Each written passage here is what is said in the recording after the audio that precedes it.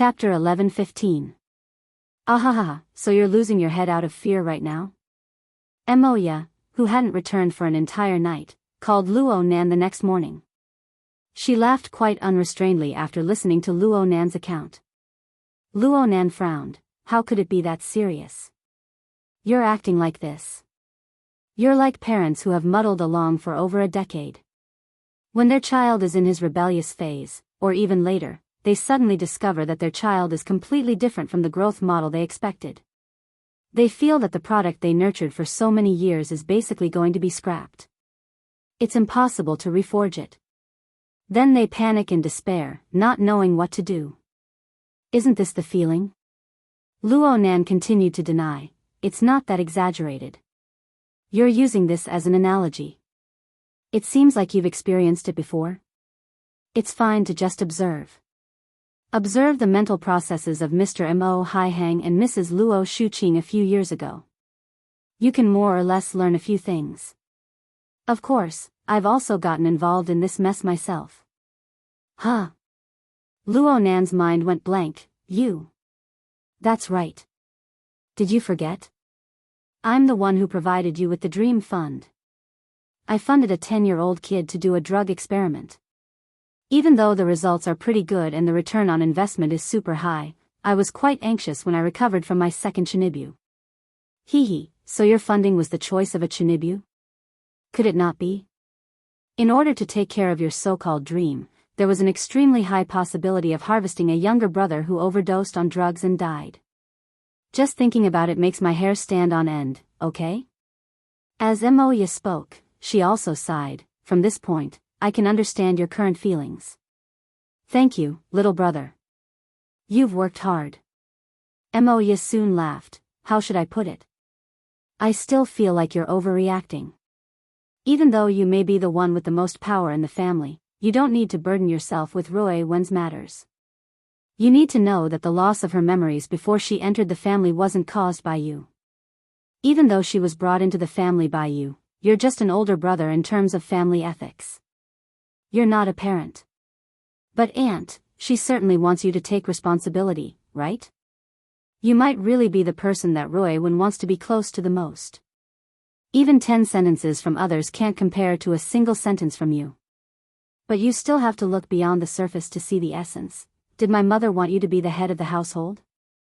Come on, they still have a long way to go before they retire, and they're the kind of people who worry a lot. How stupid can they be to let you be the leader of this family? There seemed to be someone laughing beside Emoya. It should be a woman. But Luo Nan wasn't in the mood to pay attention to these things. He just pulled the corner of his mouth. Then what does Aunt mean?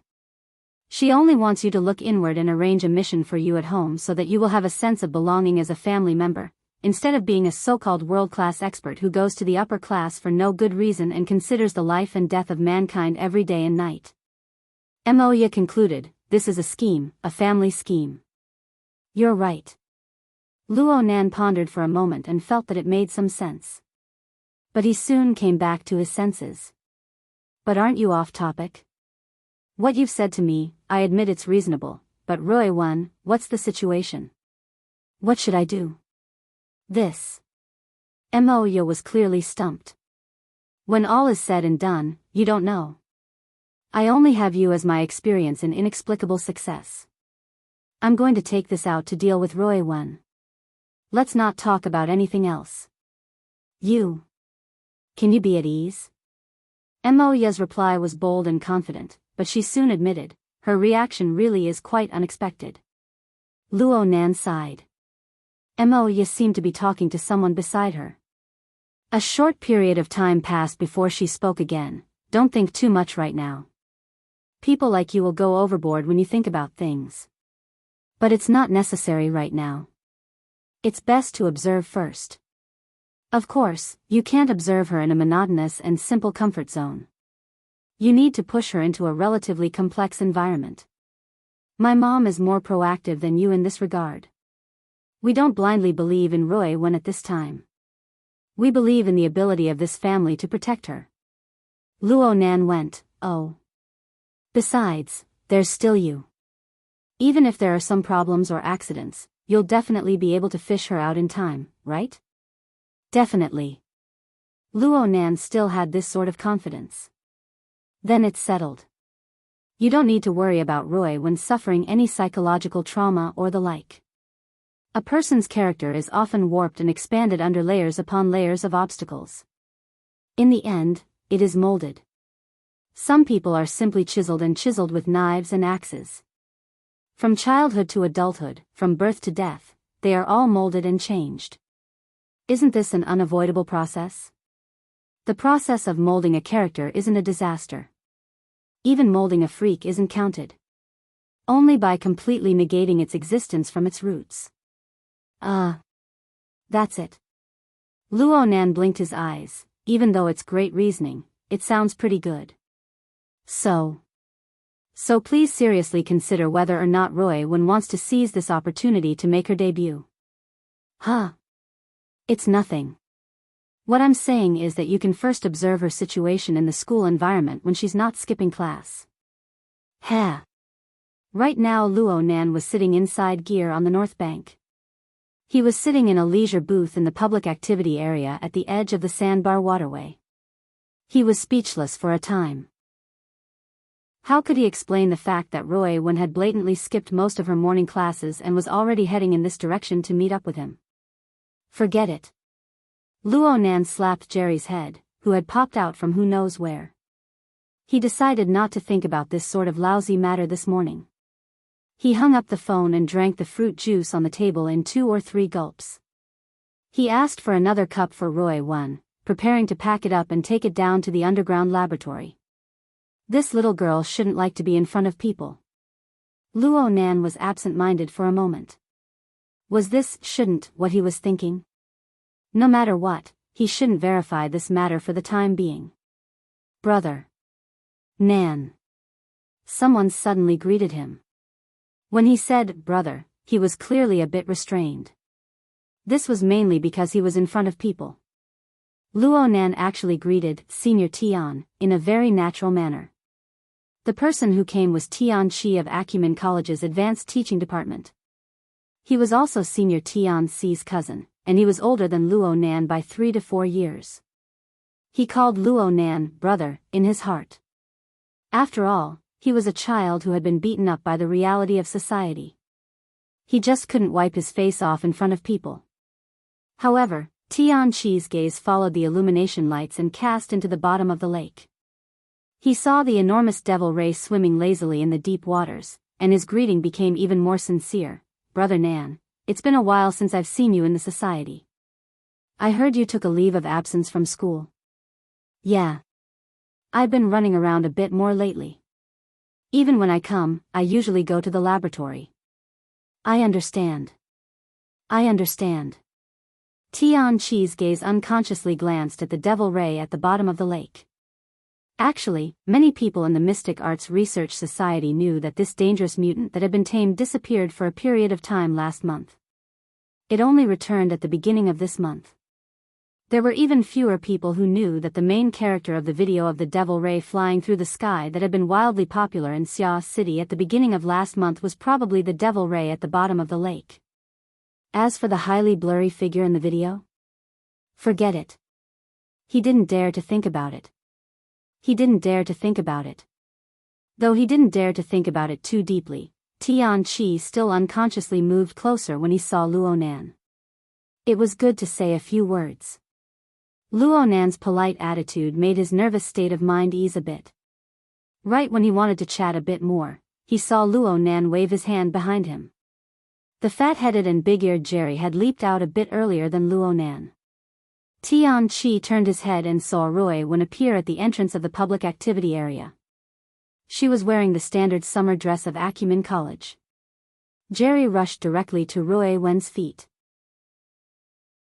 Roy Wen clearly had her own considerations regarding this point. Within the tree-hole space that Luo Nan had created to carry material matter, Roy Wen brought up the offline mode drawing software. She referred to the previous records and cast her gaze into the area of the sandstorm outside. At the same time, some of the chaotic fragments that whistled through the air displayed a few special trajectories. They gradually took shape and formed into a scale. They were like thousands of ravines in the depths of the shattered wilderness. There was an underground river that meandered and flowed. Chapter 11:16. Wow! Roy Wen's move was very beautiful. Luo Nan knew that Roy Wen had used some sort of method to transfer the sketches stored in her drawing software into the mist maze. This allowed the fragments of her domain to possess activity for a short period of time, becoming the medium for her drawings. This was similar to Luo Nan's previous demonstration using water vapor, but the difficulty was far higher. First of all, a domain fragment was a domain fragment. No matter how fragmented it was, no matter how sealed it was, its essence was still the direct embodiment of a law. Its material structure was countless times more complex than the water vapor that Luo Nan controlled. Regardless of whether it was material energy or soul force interference, the effects of such a carrier would be greatly reduced. Luo Nan had opened up the space of the tree hole within the misty labyrinth from nothing. He was the clearest about the difficulty of this place. Secondly, Luo Nan didn't see Roy Wen operate this set of animations. She displayed the connections and rich details of the tens of thousands of drawings stored in the drawing software in an orderly manner. Yes, Luo Nan didn't see Roy Wen's manual operation when she demonstrated the animation. At the very least, he didn't see the follow-up operation at all. Roy Wen just gave him the initial power, and then all the changes naturally occurred and continued to evolve. It was as if Roy Wen had programmed the fragments of this boundless domain beforehand. As long as a switch was pressed, all the fragments would operate according to the preset rules. Something didn't seem right. Luo Nan faintly felt a bit awkward. He wanted to analyze it more seriously, but the content that Roy Wen displayed attracted his attention at this time. This seems to be, Luo Nan snapped his fingers, and the lens nebula suddenly expanded from a miniaturized state at the very center of the second level of the tree hole space. It was like a gradually magnified starry sky seen in a lens, revealing more and more details. It was useless to have too many details. Of course Luo Nan was able to see that Roy Wen's drawing had been simplified to a certain degree. He had scaled the lens nebula to a similar scale, making it a bit more intuitive. Luo Nan made a slight comparison and came to a preliminary conclusion.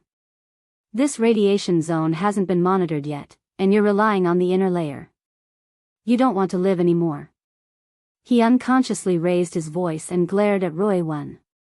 You're already listening in, Raven replied.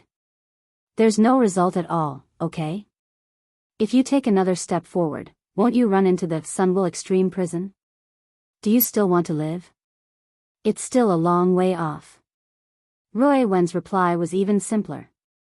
Luo Nan pressed her head. Is the concept of near and far appropriate here? Roy Wen remained silent. It was highly complex and highly distorted, going against the daily experience of humans. It wasn't even easy to describe. The lenticular nebula only displayed a distorted projection. In essence, it was still a database. A deeper analysis was needed. Luo Nan's daily eavesdropping on the misty labyrinth was like a passive radar. Although the amount of data he processed was large and there was a lot of noise, he was able to avoid making contact with the Sunwell Extreme hell. He did the basic work bit by bit. It was solid and safe. He wasn't the only one who was safe. Roy Wen was safe as well. As long as he was effectively eavesdropping, the little girl should be able to come and go freely in the safe zone and even within the range of the eavesdropped on the radiation zone with her ability of body and soul merging. From Luo Nan's perspective, Roy Wen's reconnaissance shouldn't have been done with the mindset of taking risks and searching for treasures. Instead, she should have helped his eavesdropping to carry out verification. Actually, it was precisely Roy Wen that allowed Luo Nan to take many detours. She reduced a large amount of useless work. Luo Nan was able to quickly digest and absorb the results of his father's observations in the past month. If it wasn't for the requirements of the pseudo-plane, damn. In the end, it was still his problem. Luo Nan was vexed. He couldn't help but press a few more times on Roy Wen's head. Things weren't over yet. Roy Wen had run into the radiation zone without effective eavesdropping. Her nature could be called dangerous, but it didn't have much to do with the awkwardness from before. Luo Nan calmed his mind a bit. The animation of Roy Wen's demonstration flashed endlessly in his mind. It corresponded with the area within the lens nebula that he had just begun eavesdropping on not too long ago. It was a familiar yet unfamiliar area. He tossed aside the details that he couldn't delve into and just locked onto the skeleton depicted in Roy Wen's sketch. It was probably a few relatively large fragments of the domain or the fusion of fragments. These large masses of things were manifested on the lens nebula in the form of a fuzzy halo of stars. There were a few slightly bright stars scattered in the center. And under the cover of these stars was the final target that Roy Wen had pointed out. It was just that this final target seemed to be hidden a bit too deep within the current lens nebula. And the location wasn't quite right. Luo Nan suddenly had a guess. He aimed at the area that Roy Wen had displayed. He even wanted to use his hands to measure the star atlas. This wasn't necessary. The eavesdropping and mapping image of the area was the result of his and Roy Wen's hard work. The answer actually lingered in his mind. Using his eyes and his hands was nothing more than confirmation. Yes. Strictly speaking, the image of the radiation zone without effective eavesdropping on the lens nebula was different from the final image of Roy Wen's demonstration. And it wasn't the same as the one at the very front. Luo Nan felt that Roy Wen's drawing skills were immature at first. Her simplification wasn't appropriate enough, resulting in a distortion. But now, let me see those drawings. Roy Wen obviously wouldn't refuse. She immediately brought up the work area and displayed the tens of thousands of drawings in the background. Due to the large amount of data to be processed, the refresh process wasn't too smooth. Luo Nan couldn't care about this. He directly got to work and quickly flipped through the work area, flipping through these drawings from front to back. This could more or less be considered a manual broadcast of an animation.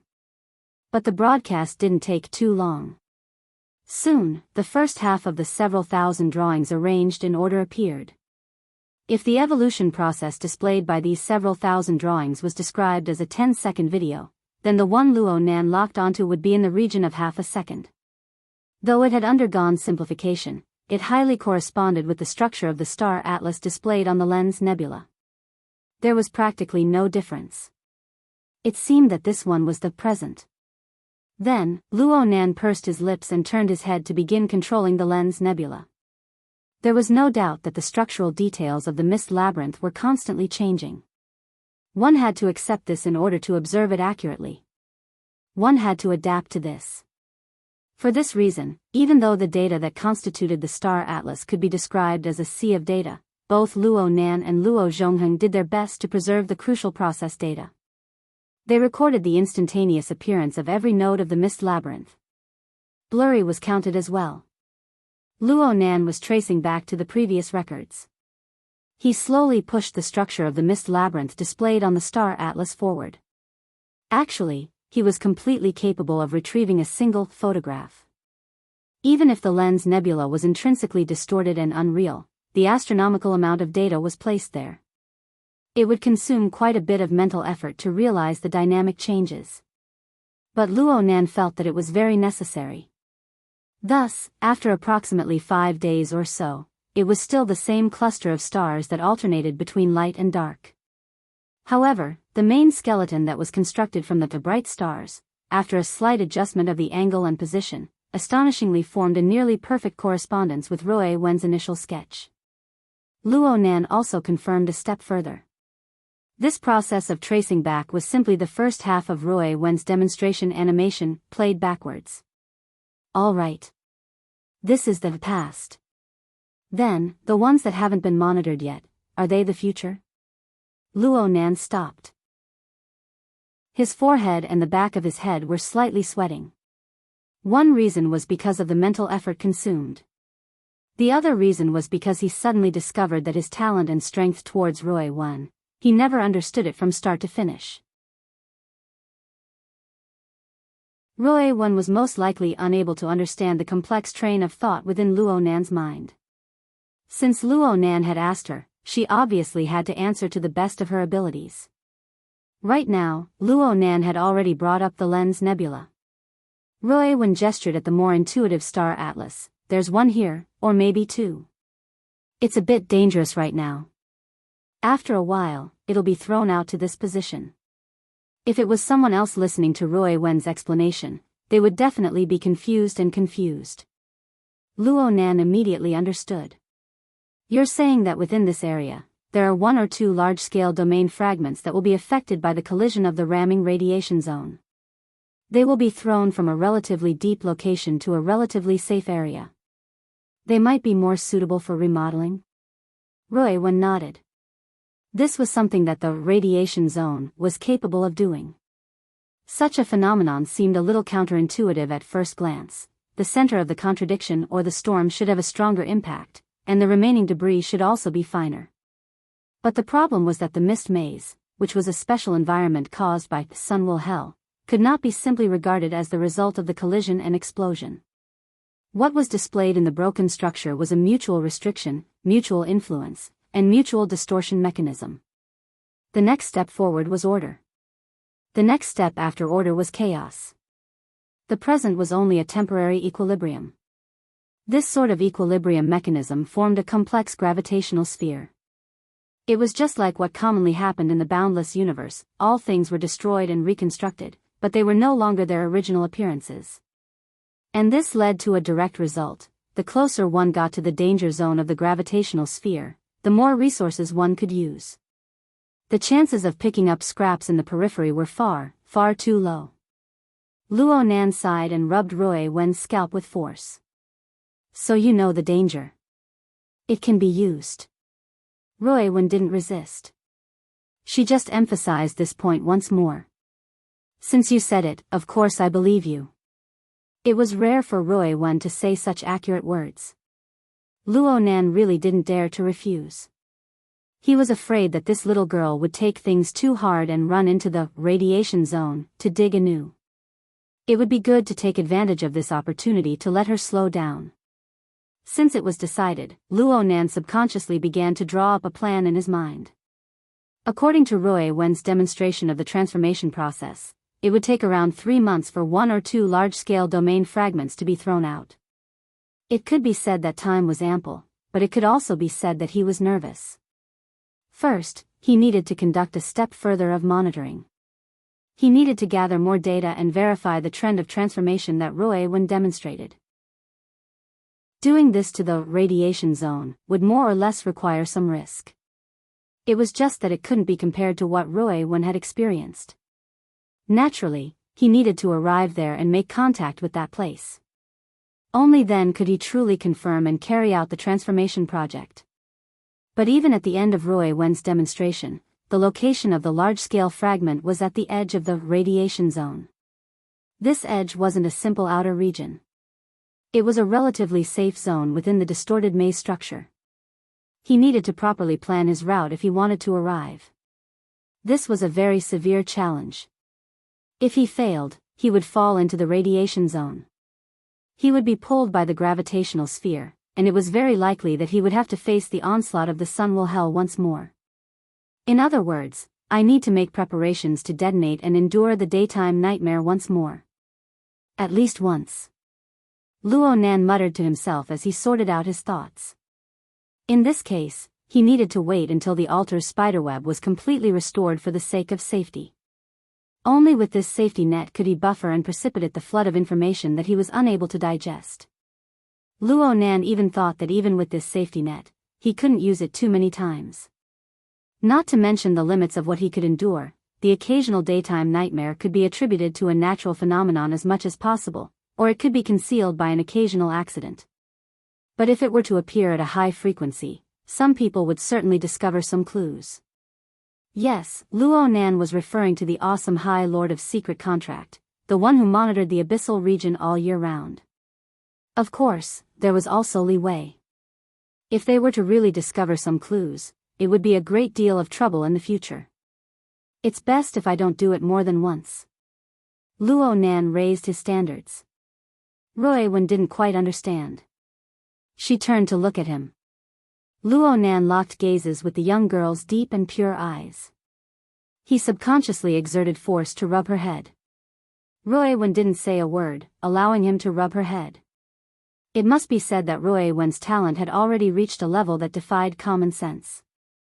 Though talent itself was a certain distance away from common sense, no matter how strong it still needed to conform to basic laws, right?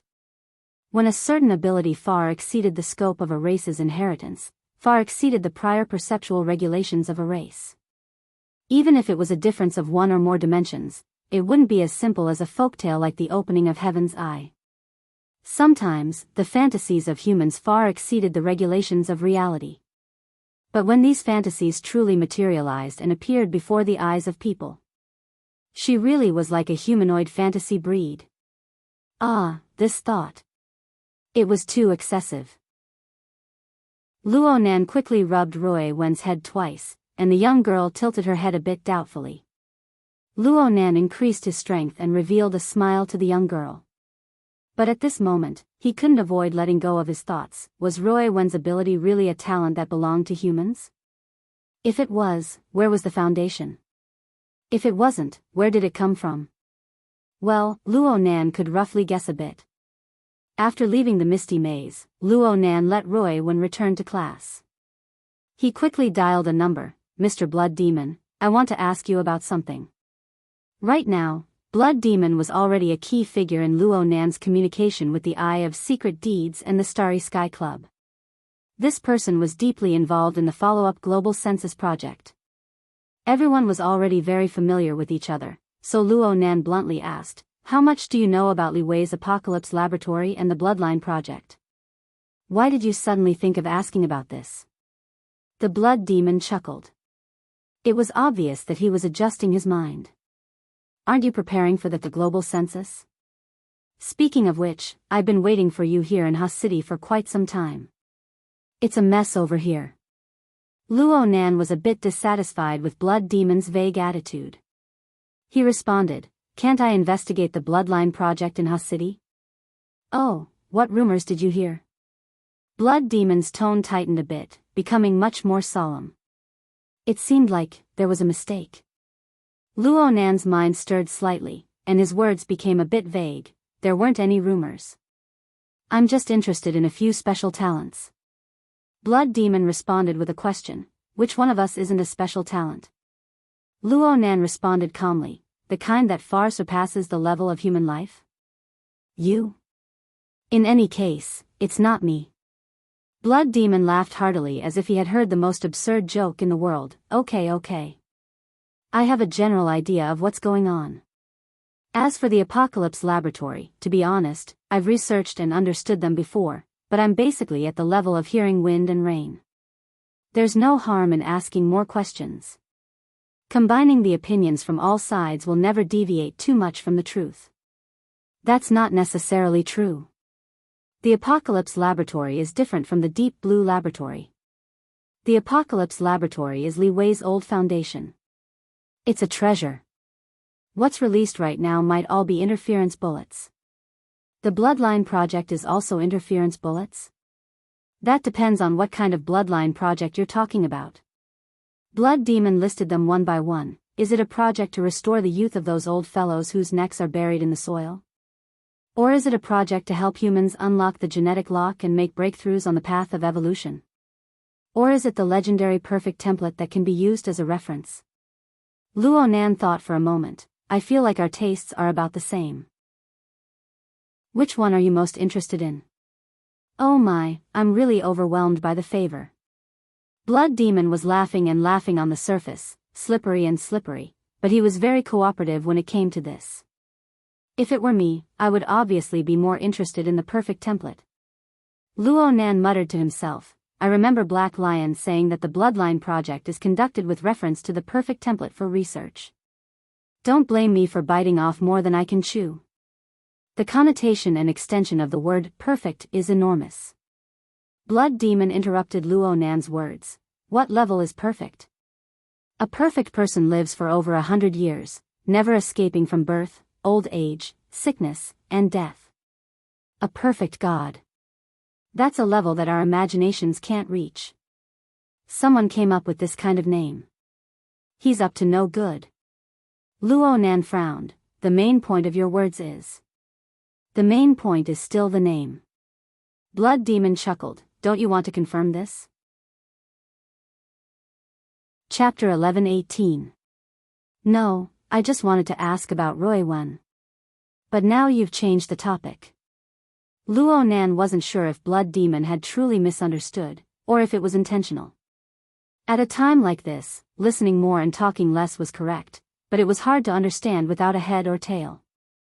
Luo Nan added vaguely, "You can help me sort out the clues." Blood Demon gladly agreed, "There are some things I need to ponder over." The Deep Blue project has been in development for less than a decade. The related products come one generation after another. The military's similar self-research projects are suppressed to the point where they can't lift their heads.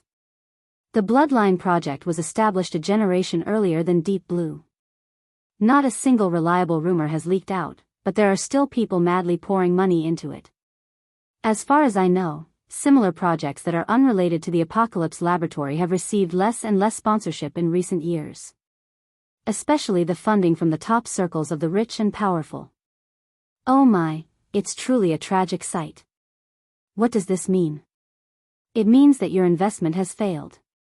Luo Nan responded in his mind for the first time, but he remained silent in reality. The Blood Demon didn't have the ability of telepathy. He continued, "Is it because those rich people who have buried their necks in the soil are staking it all on one throw? Do they trust Li Wei that much? Do they trust this highly dangerous fellow of unknown origin? I can believe that one person is retarded, but all of them are retarded. It's better to believe that Li Wei has cast a collective curse on them." Luo Nan felt that Blood Demon could be a bit more direct. "So, brother, you need to know that Li Wei is a fellow who is very good at persuading people. He is the expert who knows how to fight for research funding. He's on a completely different level than those great hoodwinkers who are used to using PowerPoint to tell stories. He's much better at using facts. At the very least, the salivating prospects that are based on a partial truth to convince people." The Li Wei that Blood Demon spoke of sounded more like the boss of a school. Luo Nan's lips twitched. So, the results of the Bloodline project have already been placed before those people's eyes. They have obtained approval. Yes, they should have achieved extraordinary success. Luo Nan's mind suddenly stirred when he said the word extraordinary. A few faintly discernible figures quickly flashed through his mind, but his mouth didn't pause. If you want to prove your success, you have to do it in a circle that's neither too big nor too small.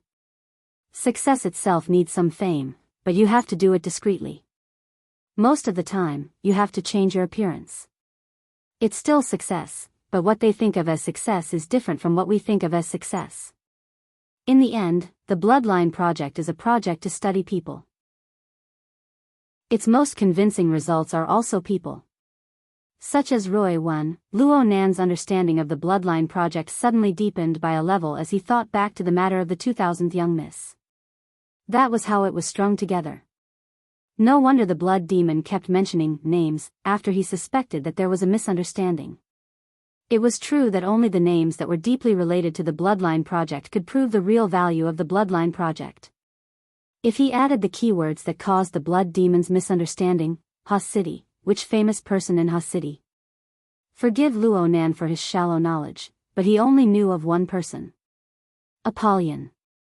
The one who was publicly acknowledged as one of the 16 strongest extraordinaries, the one who dominated the new continent, and the one who formed a restrictive contract with the High Lord of the Secret Contract, was actually related to the Bloodline project? In that case, what was the purpose of High Lord's Secret Contract's challenge? The background behind the scenes was much more complicated than what he knew. Luo Nan couldn't figure it out for a time. Naturally, he had to ask again. But there was no need to mention Apollyon's name at this time. The main thing was that he could feel that the name Blood Demon spoke of was not singular, but plural.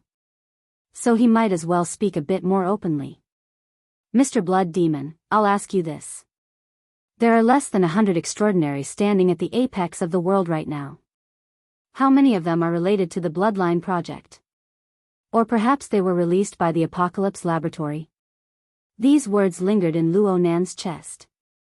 Luo Nan's mind was truly awed when he actually said them. Li Wei's influence on Earth had already reached such a deep level. It was probably because Blood Demon had long since made up his mind. Luo Nan just laughed out loud when he pointed it out. From what I'm saying, anyone who is close to the Apocalypse Laboratory and Li Wei is a suspect. There's no need to talk about Wang Yong that day on the ship. It's possible that Tu Gu. Thousands of miles away, Luo Nan shook his head slightly when Blood Demon spoke of Tu Gu. But he didn't interrupt Blood Demon's words. Luo Nan continued to listen. A bit more extreme. After Li Wei took control of the Deep Blue World and established the Apocalypse Laboratory, any extraordinaries who are close to him are suspects. After all, the extraordinaries have only appeared for 30 years or so from the time they have grown to their current scale. It's not a short time, but it's far too fast when it comes to the level of human evolution. It's so fast that it feels unreal. It would be a bit easier for me to accept if someone was manipulating things from behind. This sort of thinking was really hard to accept, right? Especially when you're an extraordinary. Luo Nan's eyebrows jumped.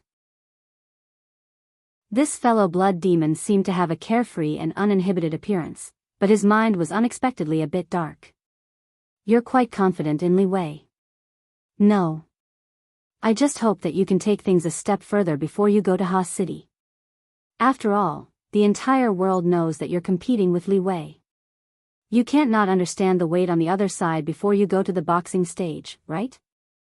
Blood Demon spoke in a candid manner. We can be considered to be on the same side right now. I have to do a bit of a reminder. A reminder that Li Wei's energy is beyond imagination. Luo Nan grew more and more suspicious that Blood Demon's misunderstanding today was intentional. This fellow seemed to have been waiting for such an opportunity. Blood Demon chuckled. Speaking of energy, I've thought of another example. You should know that the situation here isn't too good. Yes, I know. Though Luo Nan resided in Xia City, he was constantly paying attention to Ha City, the center of the storm of the mutant infection outbreak. He was even secretly drawing portraits of the large quantities of mutant-infected people in the city, establishing a model for the step selection of Phase 2 infected people. Plus, he had gathered all sorts of news and intelligence reports. His understanding of Ha City was no less than anyone else's. You understand the situation of Phase 2 and Phase 3 as well. It's very troublesome. Luo Nan responded simply.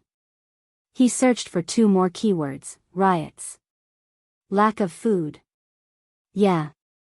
Lack of food. Blood Demon chuckled. In modern society, words like lack of food, or the more serious term, famine, seem to be extremely far away. But in Ha City right now, these words went from pure concepts to gradually becoming reality. Due to the mutant infection being completely out of control, the number of infected people in Ha City increased explosively. There were also large amounts of highly dangerous people who were transforming from Phase 2 to Phase 3. The mutant process of these people was already irreversible. Their primordial genes had collapsed and mutated. They were rapidly transforming in the direction of mutant species. This transformation process was extremely fast, and it involved a mutation on the fleshly plane. It was necessary to absorb large amounts of squandered energy in a short period of time. Such an energy requirement was destined to be impossible to satisfy with 3 normal meals a day. Therefore, the infected in this stage would transform into the craziest of predators. Under the drive of chaotic and manic emotions, they would seize all resources that they could use. Things that could be edible and digestible were included. From ordinary food to other fleshly creatures, including people. In a normal city, the appearance of 1 or 2 infected people like this could lead to a series of bloody cases. And in today's Ha City, there were far more than 1 or 200 or even 1 or 2,000 infected people. Thus, riots, massacres, and even famines emerged as the times required. Mutant conversion was an inefficient energy intake method that relied on probability. It would inevitably lead to a large amount of waste. In addition to the influence of social unrest, Ha City's basic mode of existence as a modern metropolis had nearly completely collapsed. Luo Nan was recalling and also monitoring Ha City's situation in real time. If Ha City continues to be in this state, the aid will not be able to keep up. It will be hard to avoid a great famine. However, the current situation is more of a temporary phenomenon caused by accidents, right? There was no need for secret intelligence. Right now, a few conservative news channels were reporting over and over again. Ha City's largest cultivation buildings had caught fire and exploded due to the effects of the riots. The energy supply lines were destroyed, and a considerable portion of the food that was about to be harvested and sold on the market was destroyed. This caused the price of food in the city to skyrocket. The citizens were panic-stricken. Bread was hard to find. Let's not discuss lack of food, or famine, today. Blood Demon chuckled twice. The example I'm looking for is actually the cultivation buildings. Oh. You know that the cultivation buildings were one of the most important foundational supports for several dozen large metropolises to be built after World War III. Right now, the world's population of 10 billion has already recovered to the level it was before World War III. The population of 10 billion before World War III was basically the limit that the world could bear. After World War III, the world's arable land area exploded from 17 million square kilometers to 1.7 million square kilometers. Under these circumstances, the world was able to support the same number of people even though it had shrunk by 90%. That's right. Luo Nan knew this knowledge since he was in elementary school. The cultivation buildings were undoubtedly the crystallization of the world's agricultural, chemical, and energy technologies that advanced by leaps and bounds. It was also a necessary test point for geography or biology tests. Blood Demons suddenly asked, "What is the essence of the cultivation buildings?" Luo Nan answered without hesitation, "Energy in exchange for output." Where does energy come from? Fusion reactors. Where does fusion reactors come from? From. Luo Nan was suddenly stuck. He didn't continue for a time. Blood Demon continued to ask him, unwilling to let him go. Where does fusion reactors come from? Who holds the technology patents? Why is it that before World War III, the practical application of fusion reactors was always 50 years later? Why did this technology suddenly mature after the war when everything was in ruins?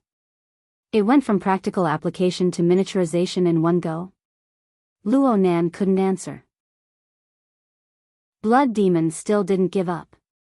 At present, fusion reactors still use magnetic confinement fusion technology. Room temperature superconductors must be used to form an ultra-strong magnetic field. Where does this special, cutting-edge material come from? Okay. Where? Luo Nan asked, knowing the answer. Blood Demon's answer was nothing new. Deep Blue World. Li Wei's sighed. Chapter 11:19. This time, Luo Nan just chuckled twice. Blood Demon gave him a few words of explanation. The Deep Blue World has a special mineral deposit that doesn't exist on Earth. The Apocalypse Laboratory calls it progenitor. Its specific properties aren't too clear, but it's said to be a half-energized marvel. It's extremely difficult to harvest. Some intelligence says that it's impossible to do with the current level of technology. Of course, it's hard to say whether or not Li Wei can succeed. Progenitor? Is it the type that the Deep Blue Walkers use as fuel for their backup energy system? Luo Nan had done in-depth research on the Deep Blue platform. He immediately flipped through the relevant information in his mind. That's progenitor with low purity. To be precise, it's just the impurities of or that have received the energy radiation of progenitor. It's formed through special purification techniques. It can barely be considered a companion ore. No, it really can't be considered a companion ore. The true companion ore is none other than the super-strong magnetic field that wraps the progenitor or within, the ghost stone. This is the origin of the superconducting revolution after World War III. The electrical signal that carried Blood Demon's explanation was transformed into sound waves that entered Luo Nan's ears. It stirred, causing him to let out an extremely faint sigh. The superconducting revolution. TSK. Another pillar of the modern metropolis, the transportation and energy supply network that was like the blood vessels of the human body, as well as the countless basic materials and technical fields, were actually engraved with Li Wei's imprint from the very roots. Li Wei was truly a boss-type fellow. And this was just the part that he had shown to the people. Many people, including Blood Demon, should be able to guess that the core that supported this powerful power far surpassed the level that Earth's current civilization should be able to display. But so far, Luo Nan had not seen any particularly obvious or decisive evidence, be it from the mouth of the Blood Demon or from the information he had obtained from his own understanding. If given the chance, there would probably be quite a few people in the world who would grab Luo Nan by the collar and interrogate him. Where in the world did you copy that configuration and superconfiguration theory from? But Li Wei didn't seem to know where to start even if they were to interrogate him. In this regard, he seemed to be a bit more low-key than Luo Nan. Frankly speaking, this was because of Li Wei's deep foundation on Earth. It was incomparable. This demon from beyond could not be viewed as a simple isolated individual. It was just like in an RPG game. Before seeing the final boss, one would have to struggle through endless levels for a while. Luo Nan thought for a few seconds. Then he thought about it and finally chuckled, "Okay, I get it. Thanks for telling me. Let's talk in detail when we meet later." After thinking about it for a while, he finally chuckled and said, "All right, I understand. Thank you for telling me. Let's talk in detail when we meet again." Blood Demon replied, "Sure. We'll talk in detail when we meet." The call ended, and Luo Nan could not help but think a few more things. Li Wei had such a common and close relationship with the extraordinaries of the world. What about the Blood Demon? Blood Demon Demon Luo Demon Demon Blood Demon. Luo Nan actually didn't feel anything strange at all. He shook his head slightly and strolled through the underground laboratory. This position was merely a few walls away from the independent power station that supplied energy to the entire North Bank gear.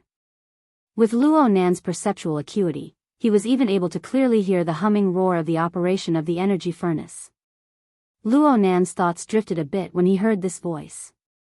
He still remembered that he had borrowed the power station's reserve energy to discover some of the secrets of the external neuron.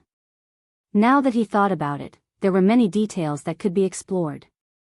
In today's world, all technological devices, at least intelligent electrical devices, had no resistance against the external neuron.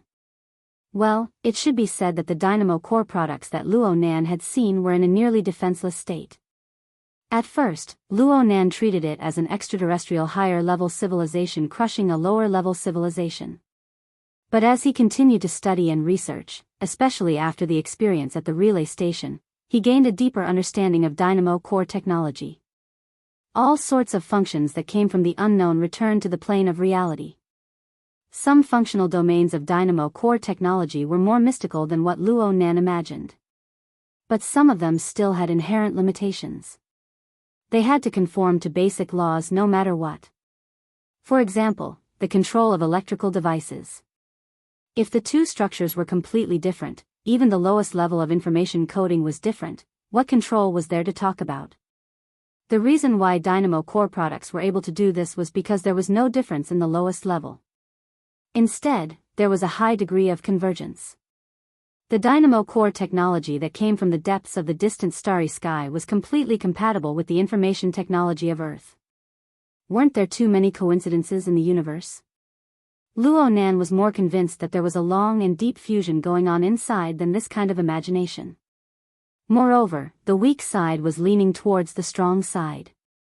It was truly meticulous. Luo Nan had already walked out of the North Shore jungle while his thoughts were floating. He arrived at the empty campus. Since it was class time, there were very few people on the large campus of Acumen College. The few people he saw were all in a hurry. Most of the students and teachers were arranged according to their classes. They were arranged into classrooms of various sizes. The school had its own rules and regulations to restrict them. Luo Nan, who had already entered a state of suspension, was a complete anomaly at this time. Of course, there were tens of thousands of students and even teachers in the school. There were many who were impatient with the restrictions of the past. They skipped classes, asked for leave, and were absent from work. Even though some people were in the classroom, their minds were wandering. Some people could even see Luo Nan strolling leisurely on the campus through the windows. It was unknown how envious they were in their hearts. Of course, they were merely envious of Luo Nan's freedom. If these people were to know what sort of price they would have to pay in order to have Luo Nan's current treatment, what sort of pressure they would have to endure, or perhaps they would be restricted by a completely new and unknown set of rules, the vast majority of them would immediately extinguish the thoughts in their hearts. After all, if you had to completely change your current lifestyle habits, even if you had to bet your future as the price, most people would feel that there was nothing wrong with the present. This was habit and order.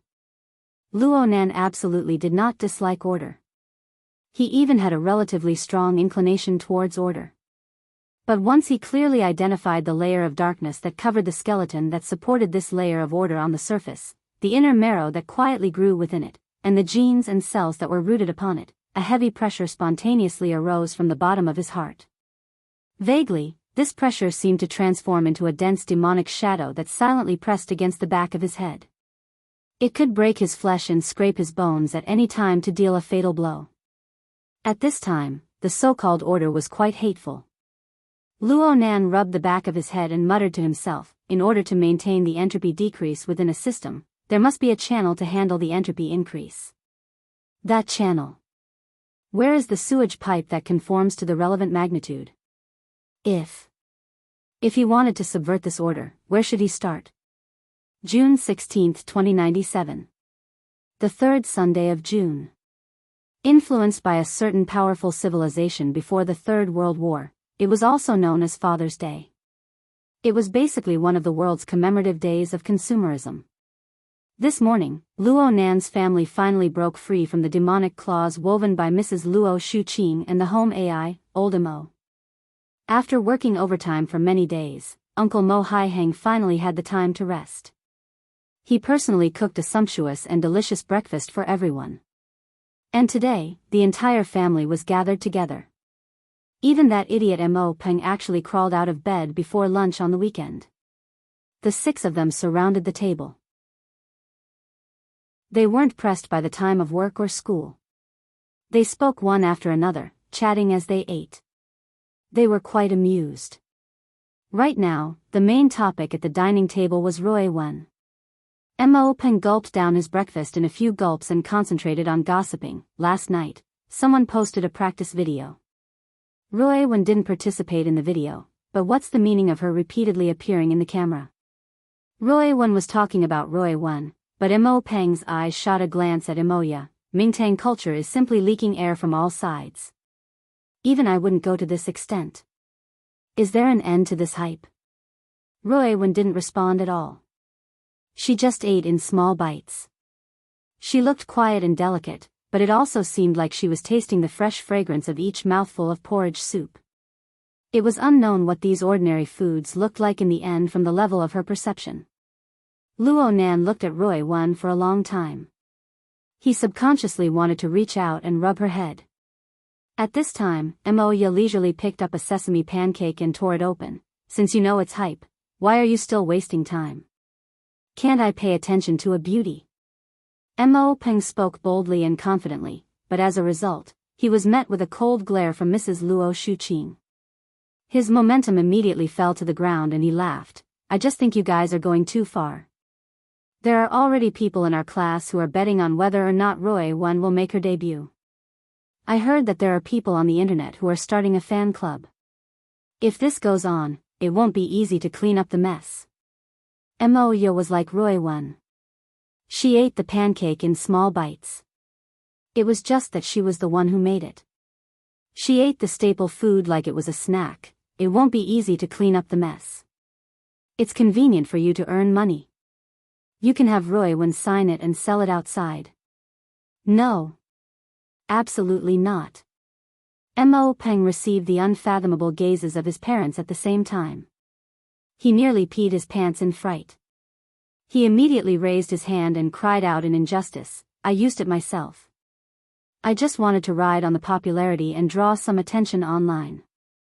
I wanted to gain a few more fans. Really? Mrs. Luo Shuqing's expression remained unfriendly. Mo Haihang dismissed it with a laugh. His gaze turned to Mo Ya. Your company has gone a bit overboard these past 2 days. At first, it could be said that they were protecting him, but now that we've seen the results, they're still unwilling to stop. Who knows what kind of trouble they'll cause in the future? If it's not convenient for you to tell me, I'll talk to them. Mo Ya shrugged. What's so inconvenient about it? They've obviously been blinded by the heat these past 2 days. Speaking up to this point, Mo Ya asked, the demonstration hasn't stopped until now. Does the government have any sincerity? Don't let those old matters cause problems in the end before the mutation infection is messed up. Mo Haihang shook his head. It's not easy to go through the files. He played the same old trick, casually changing the topic. He looked at Luo Nan. You're going out today? Luo Nan grinned. Yeah, I came back before dinner. Chapter 11:20. Not long after Luo Nan vaguely reported his itinerary, an overseas call came in. It was his former secretary, Yin Lu. She was currently the vice chairman of the Luo Nan and his Friends Foundation. She was in charge of the foundation's daily work. Luo Nan took advantage of this opportunity to leave. Mister, your itinerary remains the same today? Yes, I'll be leaving right away. Luo Nan turned around and waved to his family. He went upstairs to change his clothes. Mrs. Luo Shuqing confirmed from behind, Are you eating at home tonight? Yes, yes. Luo Nan responded casually. Yin Lu spoke at this time, Mister, are you going by yourself? Luo Nan returned to his room. He adjusted his clothes as he spoke, Of course I'm going by myself. It's the most convenient. Yin Lu had already called him last night. The reason why she was so concerned was because she was the one who provided the coordinates for Luo Nan's destination today.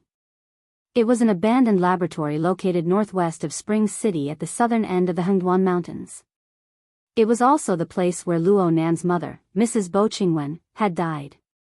Luo Nan wished to go there to offer his sacrifice. This was something he had desired ever since he could remember, but he was unable to do so. Today was Luo Nan's birthday, and it was also the anniversary of Bo Qingwen's death. He wouldn't delay any longer no matter what. It's like this, mister. Yin Lu did her best to sense Luo Nan's emotions. She spoke carefully, I reported to you that I found an informant when I confirmed the coordinates. He worked in the laboratory back then. Today, he found me and said that someone hired him to lead the way to the laboratory ruins. It seemed to be for the sake of offering his sacrifice. He asked me if I was one of them.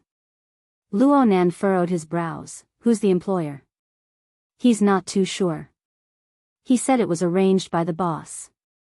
Yin Lu paused for a moment. Seeing that Luo Nan didn't immediately ask for details, she explained softly, It's been half a year since the end of last year until now. Several groups of people have confirmed the location of the laboratory ruins through him. Right now, the pattern has already been set. I know. It's my problem. Luo Nan had long understood this point. It was nothing more than his radiance during this period of time. People coveted him, wanting to trace back to the source and obtain some benefits. After the series of events with Snake Tongue and Jean Tong, these people didn't dare to come to Xia City. Otherwise, places like the North Bank Gear and the Tree Hole Space would have been sieved several times. They couldn't come to Xia City, so some of them went to the wilderness to search for traces of the Luo family's laboratory. The exposure of the Luo cult and the 70-format laboratory back then might have had a lot to do with Luo Nan. Right now, both sides had Luo Nan's telepathic lock onto them, and there were people searching elsewhere. They searched, and they found this place. Luo Nan laughed and didn't mention it again. He looked at himself in the mirror and went downstairs. He asked Yin Lu, Is there anything else? Indeed, there were. Yin Lu became more careful with her words. The foundation will send employees to various places and establish offices. Some cities need to submit information, especially the census plan. They can only proceed to the next step after the review. Luo Nan laughed. Ha City and She City are in such a mess. Do you want them? It just so happened that he was walking to the staircase on the first floor. When he heard the keywords, Ha City, and She City, everyone in the family, including Madame Luo Shuqing, looked over. They looked at Luo Nan's side, white on the inside and black on the outside. His clothes were concise and solemn. They were a bit stunned. Luo Nan waved his hand at them and quickly left through the living room. Their attitude is very firm. Yin Luo replied in a low voice. The voices of support are very loud. This matter involved the operation of the Luo Nan and his friends foundation, as well as the direction of the future global census. Luo Nan had already set the tone on this point. If they wanted to do a census, they would start with Ha City and She City, where the contradictions were the sharpest and the most chaotic. It seemed like the contradictions were sharp, but it was actually easier to fish in troubled waters. They could even blur the focus when necessary. But to do all this, they needed the full support of the city administrators. Of course, the most important ones were Apollon and Bat Guru. Putting the latter aside, no matter how difficult it was to deal with Apollon, he had the eye of the secret contract to mediate in the middle. There shouldn't be any major problems. But Luo Nan had communicated with Blood Demon last time. He had to pay attention to the subtle relationship between Apollon, the Apocalypse Laboratory, and Li Wei. But before Luo Nan could pay attention, a demonic moth appeared on the other side. The census plan and a series of information could be coarse or fine. The audit could be lenient or strict. This was a common method used by the administration to control people. They didn't need to control people. They could grasp the progress through the plan and understand the substantial progress of the global census. If Ha City and She City were like this, then the 86 cities would follow suit. The foundation wouldn't need to do any work in the future. Luo Nan wasn't angry when he encountered this matter. From his perspective, it was much better for Ha City to send a demonic moth this early than for the foundation to toss and turn after it had fully started its work. On the contrary, it had the effect of a warning. Besides, who would really count on the foundation to do a census? If the spearhead were to be pointed over there, it could be considered as helping to cover up. Thinking about it this way, Luo Nan felt that there was a tacit understanding between him and Apollon. Do as they ask. There's no need to be anxious. Yes.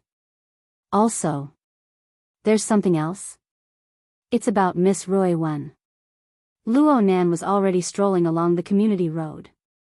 He subconsciously turned his head when he heard Roy Wen. He felt that Roy Wen could hear the sound coming from across the ocean. Yin Le didn't know Luo Nan's reaction. She just said, Mingtang culture's face was vague in this matter. They did a bunch of stupid things. It's because of my improper management. Mingtang Culture was indeed a company invested in by the Castle Financial Group. Yin Le had taken the initiative to communicate and apologize. But Luo Nan didn't really care about this. In fact, with the current situation, the first one to be ambiguous was himself. This was because Luo Nan really didn't understand the abnormal attention and concern Roy when displayed in this public matter. It was hard to make a conclusion on what kind of problem it was. Perhaps this was an opportunity.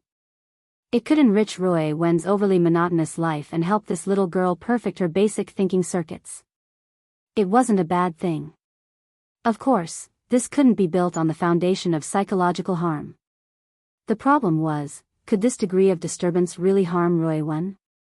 Luo Nan didn't feel that this was a possibility for now.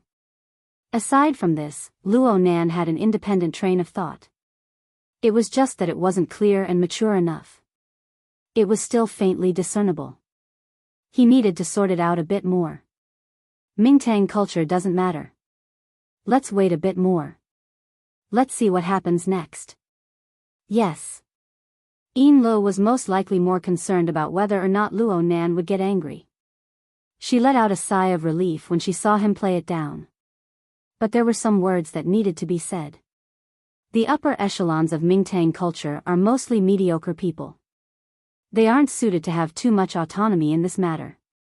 If you don't mind, sir, you can use this opportunity to transfer a portion of the shares and the corresponding decision-making power. This will lower the risk to a minimum. Luo Nan slowly walked out of the community and arrived at the outer road. What do you mean? Yin Lu spoke of the scheme in her mind. Miss Mo Ye is an insider and she's also your closest family member. She can hold at least a portion of the shares and have the right to speak on Mingtang culture's internal decisions. Mo Ye? I'm afraid she doesn't have the patience. Mr. Mo and Ms. Luo can do it as well. Okay. I'll go talk to them later. Yin Li's words made it seem like the Castle Financial Group was giving away shares to her. It involved a huge wealth of millions. But it really wasn't much compared to Luo Nan's close relationship with the Blood Flame Order. The two didn't take this matter too seriously. Yin Lu only needed to know that Luo Nan wouldn't refuse.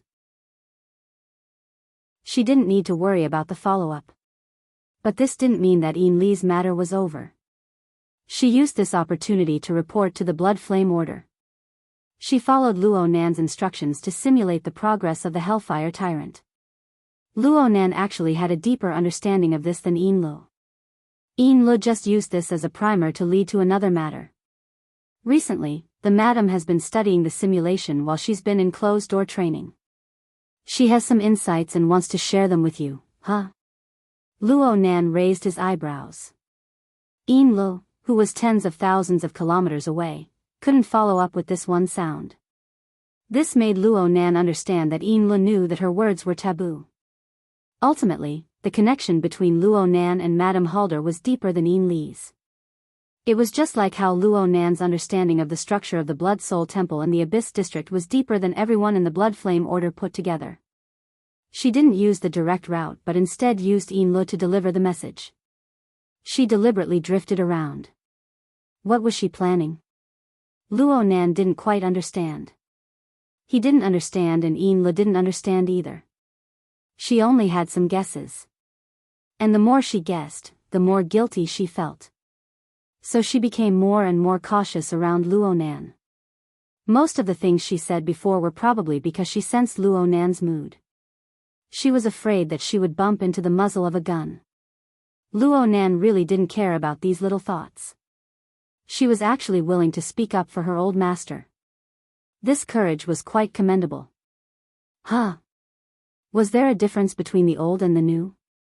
Luo Nan felt a bit amused by his own subtle thoughts. He was already walking on the street right now, far away from the residential community. It was a weekend morning, and the flow of people was much less than usual. The streets were empty, but he felt the sea breeze, slowly dispelling the dry air of early summer. Continue speaking. Yin Li's voice grew weaker and weaker. Sir, the madam's meaning is that you just so happen to be going to Spring City. Yes, Spring City. Luo Nan turned his head and looked at the silhouette of the rising sun behind the scale-like clouds behind the tall buildings. He slightly narrowed his eyes and waited for the sun to shift in the clouds. The brightness and obscurity changed. Finally, rays of light filled the void and streaked through the gaps between the buildings. They shone on his body, and his skeleton suddenly turned transparent. He disappeared without a trace in the blind spots of pedestrians and surveillance cameras. But in the next second, all the electrical equipment in the surrounding 100-meter diameter area suddenly short-circuited. The streets soon turned into a chaotic mess. Luo Nan felt a bit of what he had created, but he had no way to do it for the time being. He lifted his hand and moved his fleshly body.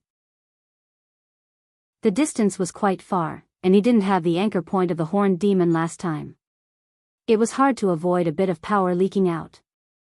The smoke and fire were a bit heavy, and it was hard to avoid President Ouyang's reprimand. Luo Nan just turned his head again.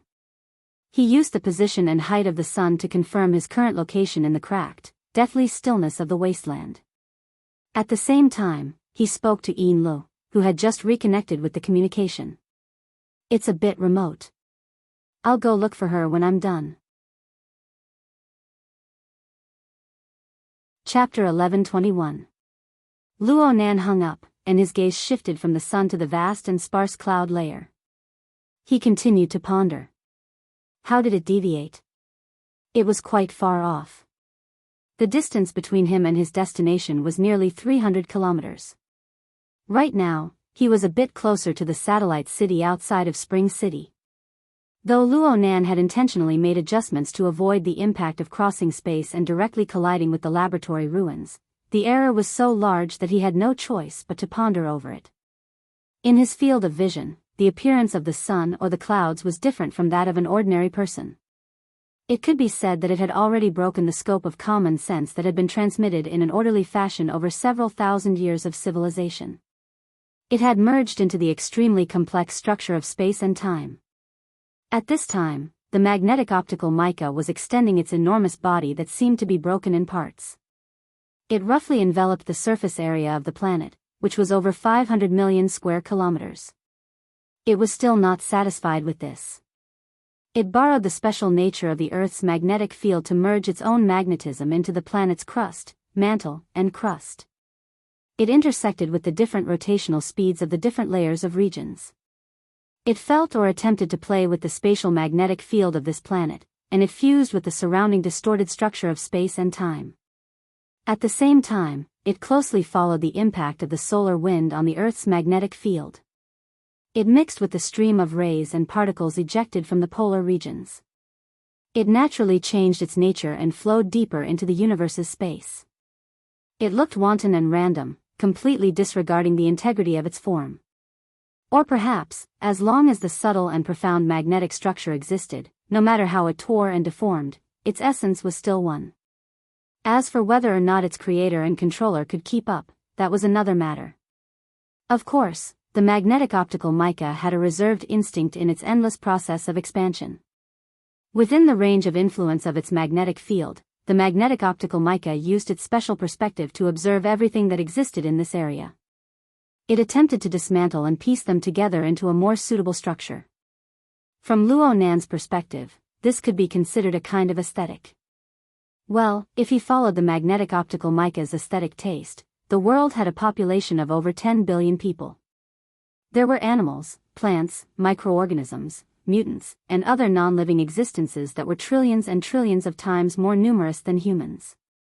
This included water, soil, minerals, and other non-living existences.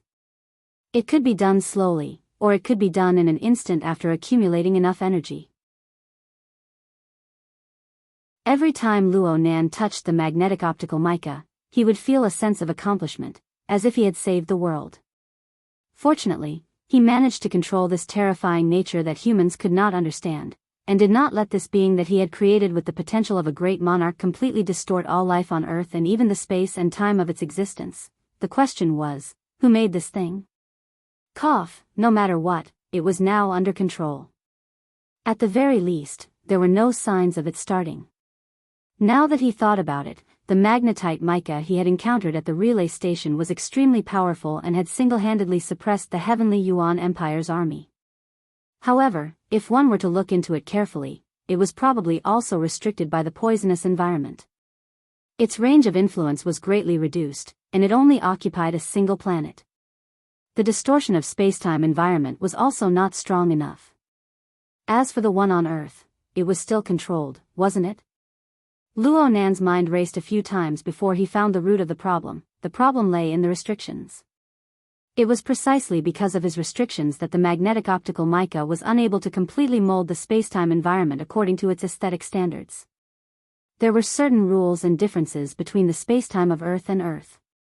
When Luo Nan came over, he relied on the cloud energy phantom of the magnetic optical mica that covered the entire world to realize the teleportation and shuttle. He followed the laws of the magnetic optical mica, and this formed a certain deviation from the true environment of Earth's spacetime. Luo Nan's recent experiments had all been conducted in the vicinity of Xia City. Even if there was a deviation, it wouldn't be too obvious. The only time he had done a long-distance teleportation, he had anchored the remains of the horned demon. It didn't have any value as a reference. Sure enough, there was no such thing as a perfect success in the first experiment. It was easy to improve after knowing the problem. Luo Nan already had a plan in mind. If he wanted to borrow the magnetic optical mica's fast tunnel and eliminate the error inside, he would either have to release the nature of the magnetic optical mica and let the Earth's spacetime it covered distort into the way it wished to. Or he would have to perform a correction calculation between the magnetic optical mica and the local spacetime. This could be solved with a configuration design. Luo Nan obviously chose the latter. Even if he had to expend a bit more mental energy, it would save him 100 times more energy than when he used the Luo clan sandwich domain to forcefully break through the barrier between the two worlds and realize the teleportation leap. Then again, sometimes the stupidest method was the most correct method. If he wanted to go a step further in his understanding of spacetime configuration, he could refer to the experience of a senior sovereign rank fantasy breed like the magnetic optical mica, but it wasn't appropriate to borrow it too often. It was better to balance things out. Luo Nan pondered and reflected in the wilderness for a bit. In the end, he still had to go do proper business. The wilderness wasn't like the main roads of Xia City. As long as he left the metropolitan area, there would be countless dangers and troubles. In the end, he was near the outskirts of the city. The military had turned from defense to offense in recent years, slaughtering and driving away the extremely dangerous mutants in the surroundings. Even if there were 2 or 3 mutants that escaped the net, Luo Nan would be instantly warped by the magnetic optical mica from a distance of 10 kilometers away. They would be turned into mincemeat. Unfortunately, it wasn't enough to make a useful toy. Luo Nan didn't care about anything else. He recalibrated the position of the laboratory ruins and prepared to move over. But right at this time, a few reactions unexpectedly bumped into his core sensing network from the direction of Spring City. He turned his head. A surging yellow dragon had already risen in the boundless wilderness behind him. It was the sand and dust kicked up by off-road vehicles. The other party was heading in this direction at high speeds. Of course, Luo Nan could leave them in the dust in the blink of an eye, but he still stopped and looked back with a bit of curiosity. Not long after, several armed off-road vehicles that clearly bore the colors of the military appeared at the edge of his field of vision. It was just that they were limited by the uneven terrain of the hills, making them appear and disappear. The people within the thick armor certainly didn't have Luo Nan's perceptual ability. But with the support of the modern technological system, they utilized satellites and radars to form a network. They could still discover Luo Nan's existence ahead of time. This was under the premise that Luo Nan didn't deliberately conceal himself. Therefore, there were weapons on the armored off-road vehicles long before Luo Nan could see them. They locked onto the target from afar, and there were even unmanned surveillance drones flying towards them.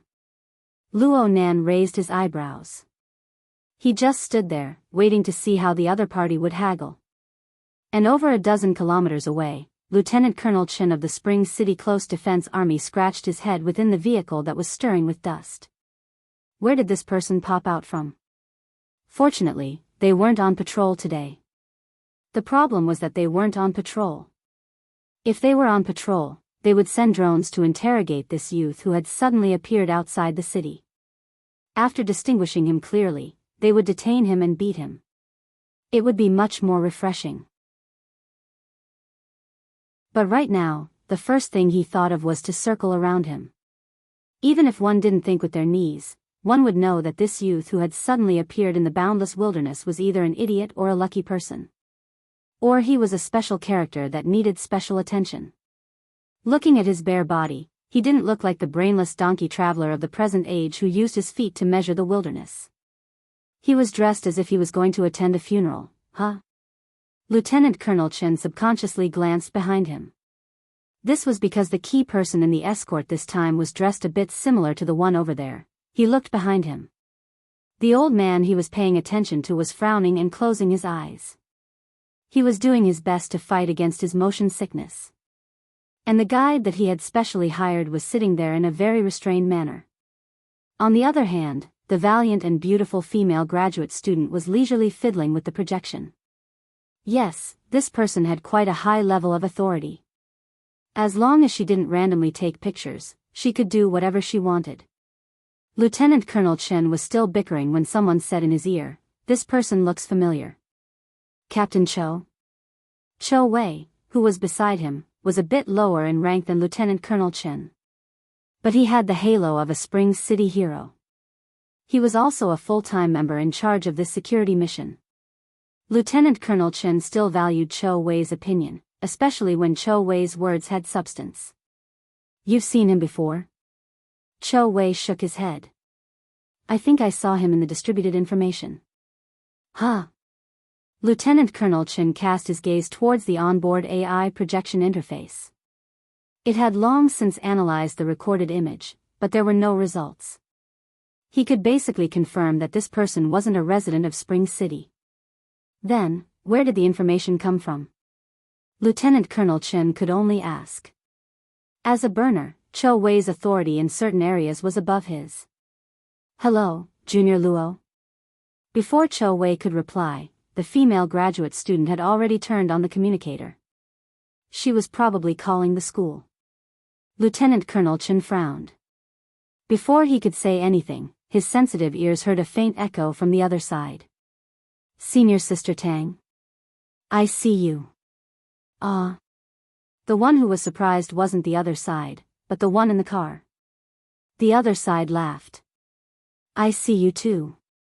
At this time, on the projected interface of the AI, the teenager waved his hand in the direction of the camera. Very quickly, the other side gave a thumbs up, looking like a poor backpacker asking for a ride. Lieutenant Colonel Chen only felt that it was absurd. At this moment, two people in the car spoke at the same time. "Stop the car." The one who spoke was the female graduate student who had called earlier. The other was Captain Cho Wei, who was beside her. At this moment, the car was only about 2 kilometers away from the teenager. Lieutenant Colonel Chen subconsciously replied, "Stop now. Bring him up." The female graduate student replied matter-of-factly. Cho He actually didn't object. Lieutenant Colonel Chen's brows were tightly locked. Due to his trust in Cho He, a professional, he still readily agreed. "Stop over there for a moment." 2 minutes later, the armored motorcade stopped. The teenager boarded the car without a trace of politeness. His mouth was quite sweet as he repeatedly said things like, "Sorry for the trouble, everyone." As the commander, Lieutenant Colonel Chen actually didn't react. He just stared blankly at the information Cho He had pulled out. At this time, the old man in the back of the car who couldn't withstand the tossing and turning opened his eyes. He just happened to meet the teenager face to face. He was a bit muddle-headed from the motion sickness just now. "Hey, this is... You're Professor Wu." The teenager's attitude was very respectful. He still bowed in the narrow space. "I've often heard Senior Sister Tang and Senior Sister Tian mention you and Professor Pan."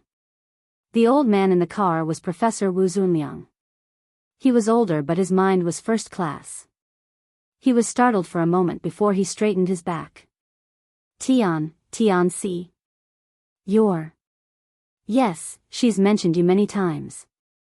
Qingwen and Zhongheng's child, Luo Yuandao's grandson, Luo Nan.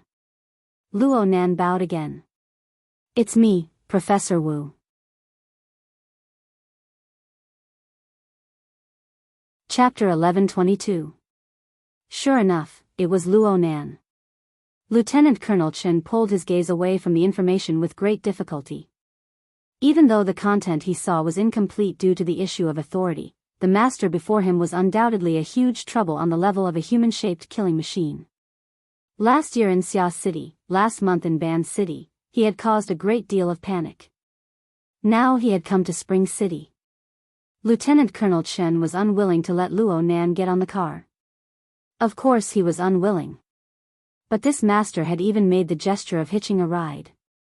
If Lieutenant Colonel Chen dared to refuse, only the heavens knew whether or not an infrasonic wave would immediately follow. Of course, looking at Lieutenant Colonel Chen's attitude toward Professor Wu Zunliang, the infrasonic wave would most likely have a direction. The target would only be Lieutenant Colonel Chen himself. All sorts of thoughts rose and fell in Lieutenant Colonel Chen's mind. He madly added scenes for himself, but in the end, it was only a method to reduce the pressure. As a qualified military personnel, he promptly sent the news of Luo Nan's appearance in Spring City to the higher command nodes, giving those truly powerful people headaches. But then again, Luo Nan was the most worry-free person in the car just from the surface. He perfectly displayed the cleverness that a person his age should have in front of a senior like Wu Zunliang. Oh my God, I called you so many times. Why didn't you come to the house? In the end, it was our family's old Pan who took the initiative to find you. Wu Zunliang was an old man who was full of energy. His voice was loud and clear. Once his emotions rose, there was no room for others to speak. Plus, he was good at making decisions for others. He pulled Luo Nan to sit beside him and spoke over and over again. You're going to offer sacrifices, right? Who are you coming with? By yourself? This is too dangerous. Let's go together. Let's go together. What else could Luo Nan say aside from nodding? Even in Acumen College, Professor Wu Zunliang was famous for his temper and nagging. He was like this with people he hated, and he was like this with people he liked. A dozen seconds later, Luo Nan couldn't take it anymore. His gaze turned to Tang Yi, who was also peony. Tang Yi intentionally used the brim of her hat to block his line of sight. Luo Nan was helpless. He could only save himself. He took the initiative to pull Wu Zunliang into a new topic. Didn't your research come to an end? Did you come to Spring City to take it a step further? Hey, you pay attention to this field as well? Did you listen to the report at the academy? I was out of town at the time, but it's true that I've been paying attention all this time. Senior Sister Tang has provided me with quite a bit of information. Luo Nan quickly dragged Tang Yi into the water. Senior Sister never mentioned this to you? Thanks to her care, I have a laboratory in the Mystic Arts Research Society under her rule, which is at North Shore Gear.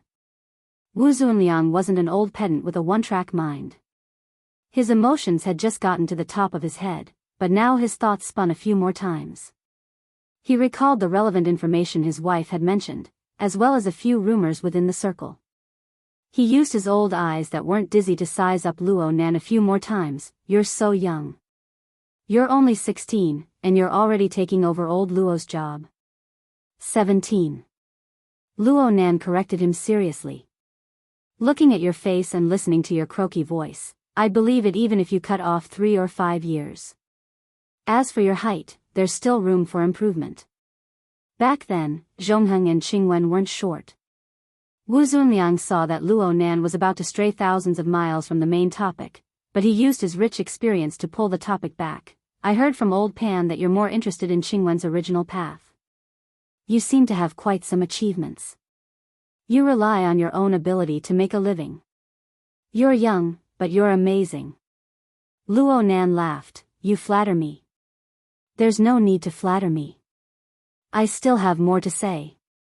We men aren't strangers. There are some things I'm not afraid to say to you. From the looks of it, this project is quite imaginative. It can incite people even more. In comparison, the evidence is a bit weaker. It's fine for a young man to be interested. You don't have to worry about putting your energy into it. But you need to make thorough preparations. Don't have thoughts of accomplishing everything in one go. Tang Yi lowered her head, pulling the brim of her hat even lower. Luo Nan blinked. Then you came over this time for the sake of enriching evidence? I'm here to fan the flames for the investor. I want to see if I can stir up a few sparks. Wu Zunliang really didn't avoid it at all. You have to do a few things to spend other people's money. It's still a bit early for you to learn these things. Luo Nan laughed again. Wu Zunliang couldn't really lead a child astray, so he changed the topic. Oh right. Let me introduce you. This is Dr. Wang Xiu. He once worked with Qingwen in the laboratory. This time, I'm asking him to take us to the laboratory ruins. He was referring to the tightest person in the car. Luo Nan turned his gaze and bowed slightly to the balding middle-aged man. Hello, Dr. Wang. Ah, hello. Wang Xiu looked like a pure researcher. He wasn't very good at socializing. He needed Wu Zunliang to liven up the atmosphere. Wang Xiu, you should have met Luo Nan before. He stayed in the wilderness for nearly 3 years when he was young. I've met him before. In the health pod. Wang Xiao instinctively felt that something was wrong when he spoke to this point. He hurriedly shut his mouth, but he didn't know how to continue. He was stuck there. Luo Nan was a bit startled, but a smile soon formed on the corner of his mouth. I've heard my aunt talk about this before. It's just that it's been passed down a few times. I don't know the details anymore. I can only guess blindly by myself. Is the health pod still there? It was still there when we left. Wang Xiao was shrouded by Luo Nan's gaze. He inexplicably felt a bit breathless. His words were a mess. Then there was an earthquake. I don't know what happened. Earthquake. Luo Nan's consciousness was a bit erratic. Lieutenant Colonel Chen adjusted his state of mind at this time. He took the initiative to talk. In 94, a group of volcanoes in the southwest suddenly erupted, causing an earthquake in the surroundings of Spring City. The laboratory was abandoned for many years. It wasn't maintained, so it was unfortunately destroyed. But there wasn't any subsequent excavations. It's basically still in a natural state. Luo Nan nodded towards Lieutenant Colonel Chen. Actually, he had already learned of the relevant information before coming here. The source of the information was none other than Dr. Wang Xiao, who was in the car. Luo Nan's mind wandered just now because he thought of the source of the destruction of the laboratory ruins. It was a headless case of the inner world, the disappearance of the extraordinary Jin Buhuan. Under the relatively restricted environment of space and time, 2 or more matters that were originally completely unrelated would have a high probability of being related. And the more information a person grasped, the higher their position, and the wider their field of view, the more frequent this sort of coincidence or interaction would be in their eyes. The current Luo Nan was probably one of the most qualified people on Earth to speak such words. He didn't need to share his feelings in this kind of environment. He just smiled at Wang Xiao. You really did the right thing in finding Dr. Wang. I heard from Yin Lo this morning that you contacted her and asked if everyone was in the same group. At the time, I thought that I had other arrangements, so I didn't come together. But I never thought that it would be such a coincidence that the high and the low would converge. It's nothing. It's nothing. Dr. Wang Xiao wasn't an idiot. He had already said this, so how could he not know Luo Nan's identity? It was just that there was a bit of a psychological barrier when it came to connecting the rich and overbearing financial backer, the boss of the woman with the extraordinary way of talking, with this 16 or 17-year-old youth before him. He was a bit dazed for a time. Wu Zunliang introduced Lieutenant Colonel Chen to Luo Nan, saying that Luo Nan had settled down at the supply base that Lieutenant Colonel Chen was in charge of last year. Everyone had a pleasant cooperation and so on. Luo Nan didn't say anything to this person. He was just polite. However, Luo Nan's attitude towards Chou Wei, the head of security responsible for Wu Zunliang's group, was a bit different. You must be Captain Chou. I've heard a lot about you. Senior Sister Tang just so happened to be in Spring City at the end of last year. She even specially introduced your deeds. Sister Yuan also mentioned you. She said that you are firm and unyielding. If you weren't like this, then you wouldn't have such deeds. It seems that you and Tian Bang are in the same batch. You flatter me. Chou Wei had experienced many trials and tribulations during this period of time. He had already trained the ability to remain unfazed by praise and humiliation. His response towards Luo Nan's praise was indifferent. Of course, part of this was because he was the same as Lieutenant Colonel Chen. He didn't know how to interact with this highly dangerous person in a more appropriate manner. Lieutenant Colonel Chen promptly interjected at this time. Mr. Luo Nan, did you come to Spring City specifically to visit a grave? Lieutenant Colonel Chen actually accompanied Luo Nan out of courtesy in the escort team. This was mainly because the wilderness laboratory ruins were within the range of his supply base. Chou Wei had taken over Senior Colonel Meng Tu's position from last year. This also resulted in some words that Chou Wei spoke rather stiffly. Lieutenant Colonel Chen was relatively more natural. Unfortunately, Lieutenant Colonel Chen's slick mind wasn't within the scope of Luo Nan's consideration. He shook his head. I can't say. It's just a thought. Luo Nan's response was more or less unexpected. Lieutenant Colonel Chen choked for a moment. Tang Yi's gaze turned to Dr. Wang at this time. Dr. Wang was a bit startled. Fortunately, he reacted and took the initiative to explain. Dr. Bu wasn't buried here. The environment of the wilderness back then was much worse than it is now. When we come to work in the wilderness laboratory, we have to do two things before we start working. The first is to sign a risk notice. The second is to make a will. After Dr. Bu passed away, her ashes were scattered in the wilderness according to the requirements of her will. There was nothing we could do about it. Wu Zunliang had a wealth of experience working in the wilderness. He patted Luo Nan's hand and sighed. There's no such thing as a calm burial in the wilderness. There's no space for a peaceful burial. The best ending for an unfortunate death here is to leave behind a handful of ashes. Qingwen was a bit more free and easy than others. Wang Xiulian nodded. Actually, we advised him to bring the ashes back to the city, but Dr. Luo still followed the will. At that time, he drove to the plateau alone. I heard that he threw it near a frontline laboratory. Luo Nan's gaze cut over, and Dr. Wang subconsciously shut his mouth. He didn't know if he said something wrong or not.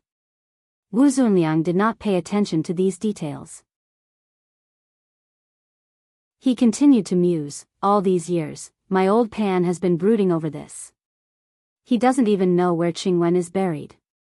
It wasn't easy for me to get the news from Luo Yuan, but it's just like what you said, Xiao Nan. Luo Nan didn't look at anyone this time. His eyelids drooped as he repeated the key words from Wu Zunliang's words. Luo Yuan?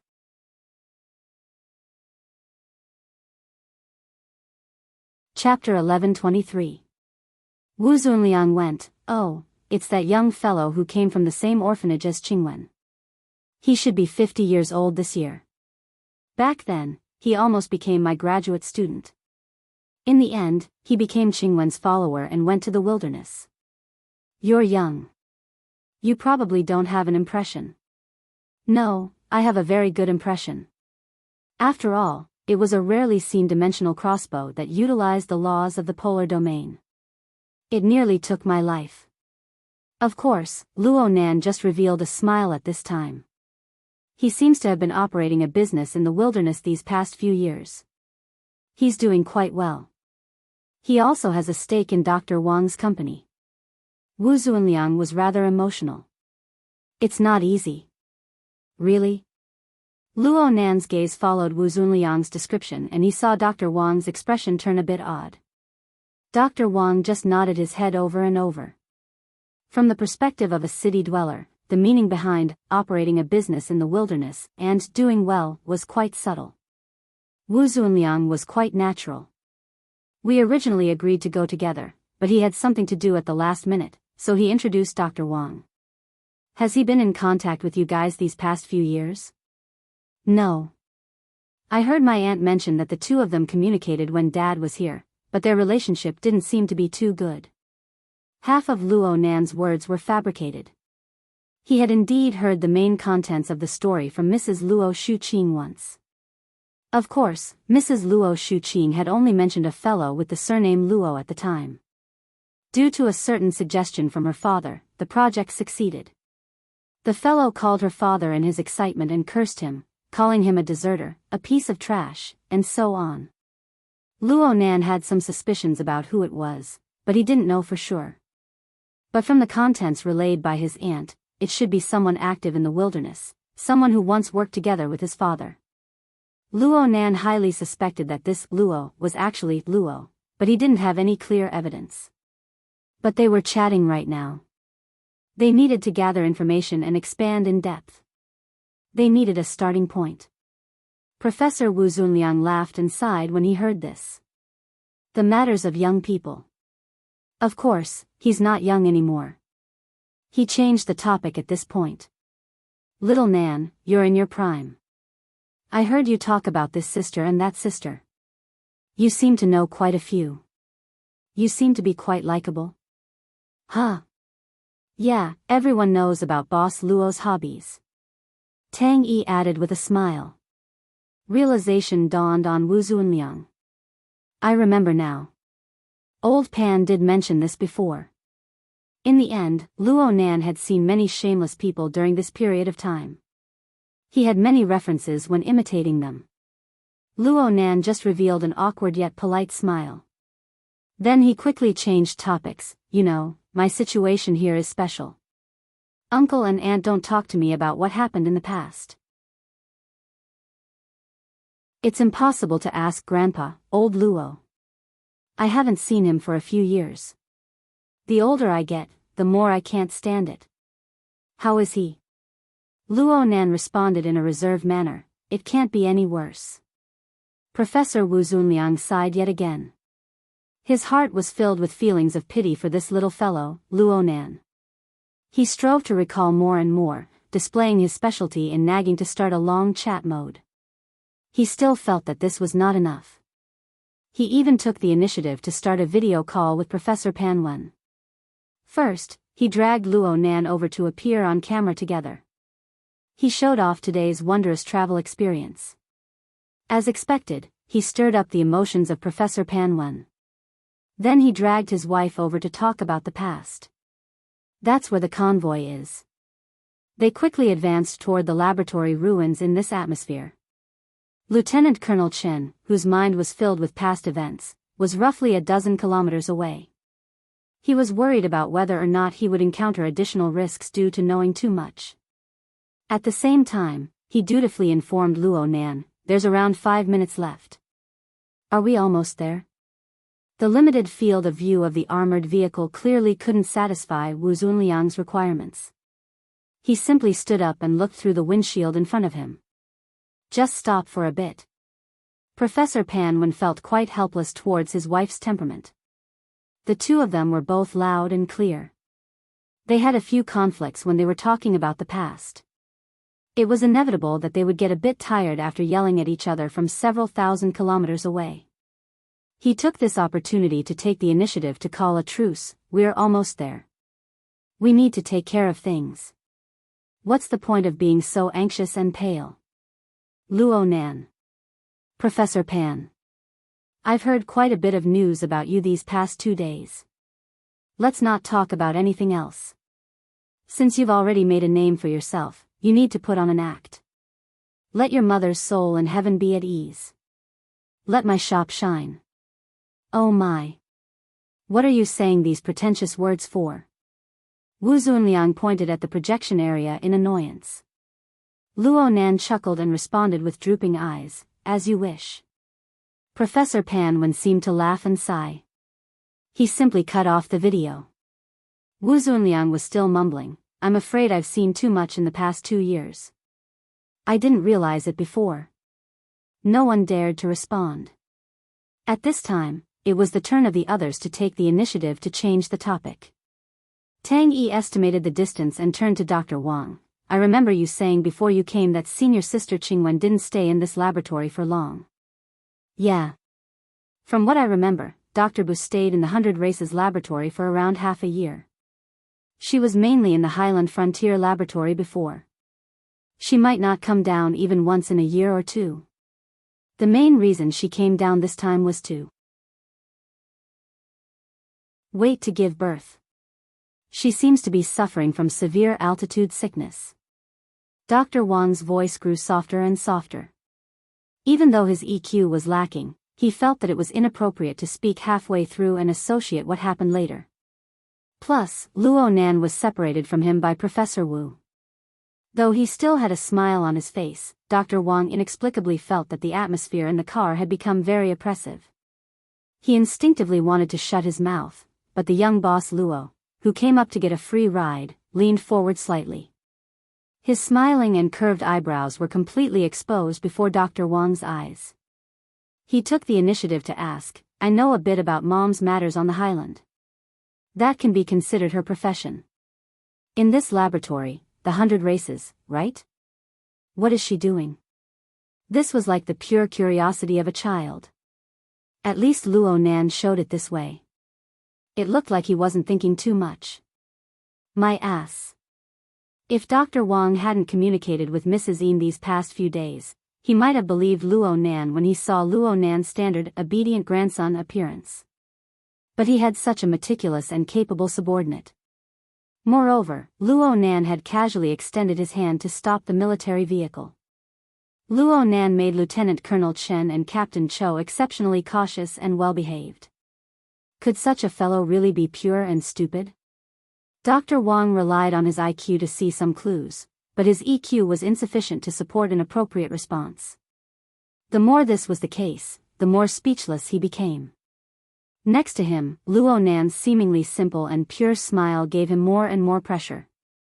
Fortunately, Tang Yi followed Luo Nan's lead and asked at this time, Dr. Wang, you research genetic engineering, right?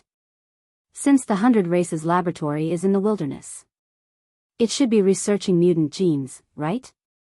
Our fields of study cross paths. Yes. But I'm doing it very shallowly. I'm saying that I'm doing it relatively shallowly. Actually, I'm really ashamed of the 10 years I've spent since returning from the wilderness. As long as he could open his mouth to speak, he could erase the awkwardness and reduce the pressure he felt from Luo Nan. Dr. Wang couldn't care less. Actually, the things I'm researching right now are much shallower and more fragmented than when I was in the laboratory. Let's not talk about the direction. There are many rules and regulations that I don't dare to jump out of. Having said this, Dr. Wang looked at the two military personnel at the front of the vehicle. He couldn't help but feel a bit guilty. Tang Yi just so happened to continue at this time. I heard my teacher say that Mr. Luo Yuandao's level of thought experimentation and project design is far from what the results of the laboratory can reflect. That's not what I said. Wu Zunliang chuckled. My original words are that the things in his brain are like flying a kite. The wind is just a bit stronger, and all the serious experiments that are tied to the back of his head fly away. Having said this, the old man felt that Tang Yi was going a bit overboard when he saw the gaze Tang Yi cast over. He hurriedly patted the back of Luo Nan's hand twice. You understand the intent. You understand the intent. Tang Yi's explanation is quite good. Luo Nan smiled and nodded. I understand. Sometimes, grandfather's train of thought is dragged particularly far away. However, I feel that his research on the biological plane is quite solid. I've only studied a portion of the notes. It's mainly some knowledge on the application of targeted drugs. But I feel that there should be even more fundamental things existing beneath this applied knowledge. So I want to ask Dr. Wang. What was the research related to genetic engineering back in the 100 Races laboratory? Were there any clearer results? You wouldn't have a confidentiality agreement or something like that, right? The agreement has already expired. Actually, later on, Dean Luo. Oh, that's Mr. Luo Yuandao. That's what we all called him back then. When Dean Luo was investigated, the relevant agreement became invalid. So you're saying that a lot of the results have already leaked out? You can say that. Dr. Wang's forehead unconsciously beaded with sweat. He didn't know why the topic had suddenly changed to such a sensitive and serious direction. He still wanted to salvage the situation. At this time, talking about the details of Bo Qingwen back then didn't seem that hard to accept. There were indeed many topics in the laboratory back then, including the controversial formatting theory. But I didn't come into contact with these things back then, and I didn't really understand them. From what I know, Dr. Bo was mainly recuperating back then. He didn't take on any specific tasks. From what I remember, helping Little Wu design a special petri dish is one of them. Little Wu? Wu Jun. Wu Zunliang interrupted. I haven't seen Wu Jun in 6 or 7 years. Luo Nan blinked his eyes, and Wu Jun's surname is also Wu. She's your. You can say she's related. After all, you can't write 2 Wus in one stroke. Hey, do you remember things from your childhood? Or did I just say? No. I met her friends and family in Spring City.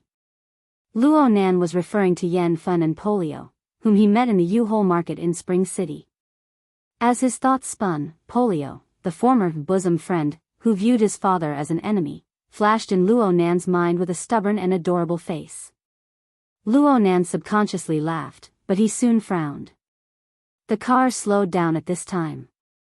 They arrived at the laboratory ruins.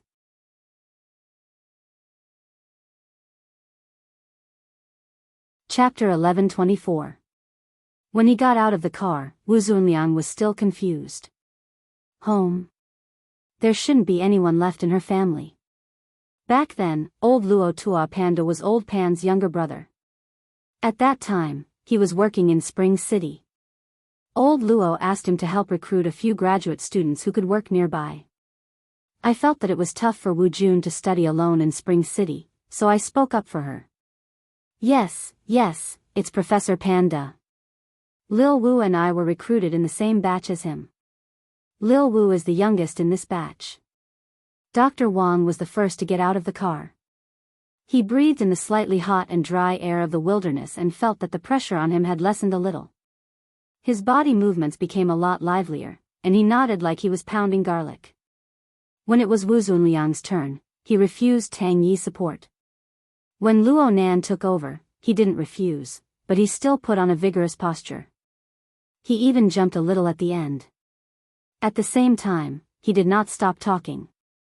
At that time, I was also thinking that Wu Jun's personality was relatively weak, and she would not be able to come up with anything on her own. She might as well borrow old Luo's name to train herself. In the end, she really dived headfirst into it. It's just that your Luo family has infected her with mysteriousness. She didn't even say anything about that project of hers. It was old Luo who mentioned it earlier that it was an ecological network at the genetic level aimed at the mutants, distributed aberration gene network ecology research, Professor Wang blurted out. It was rare for him to say the name so fluently.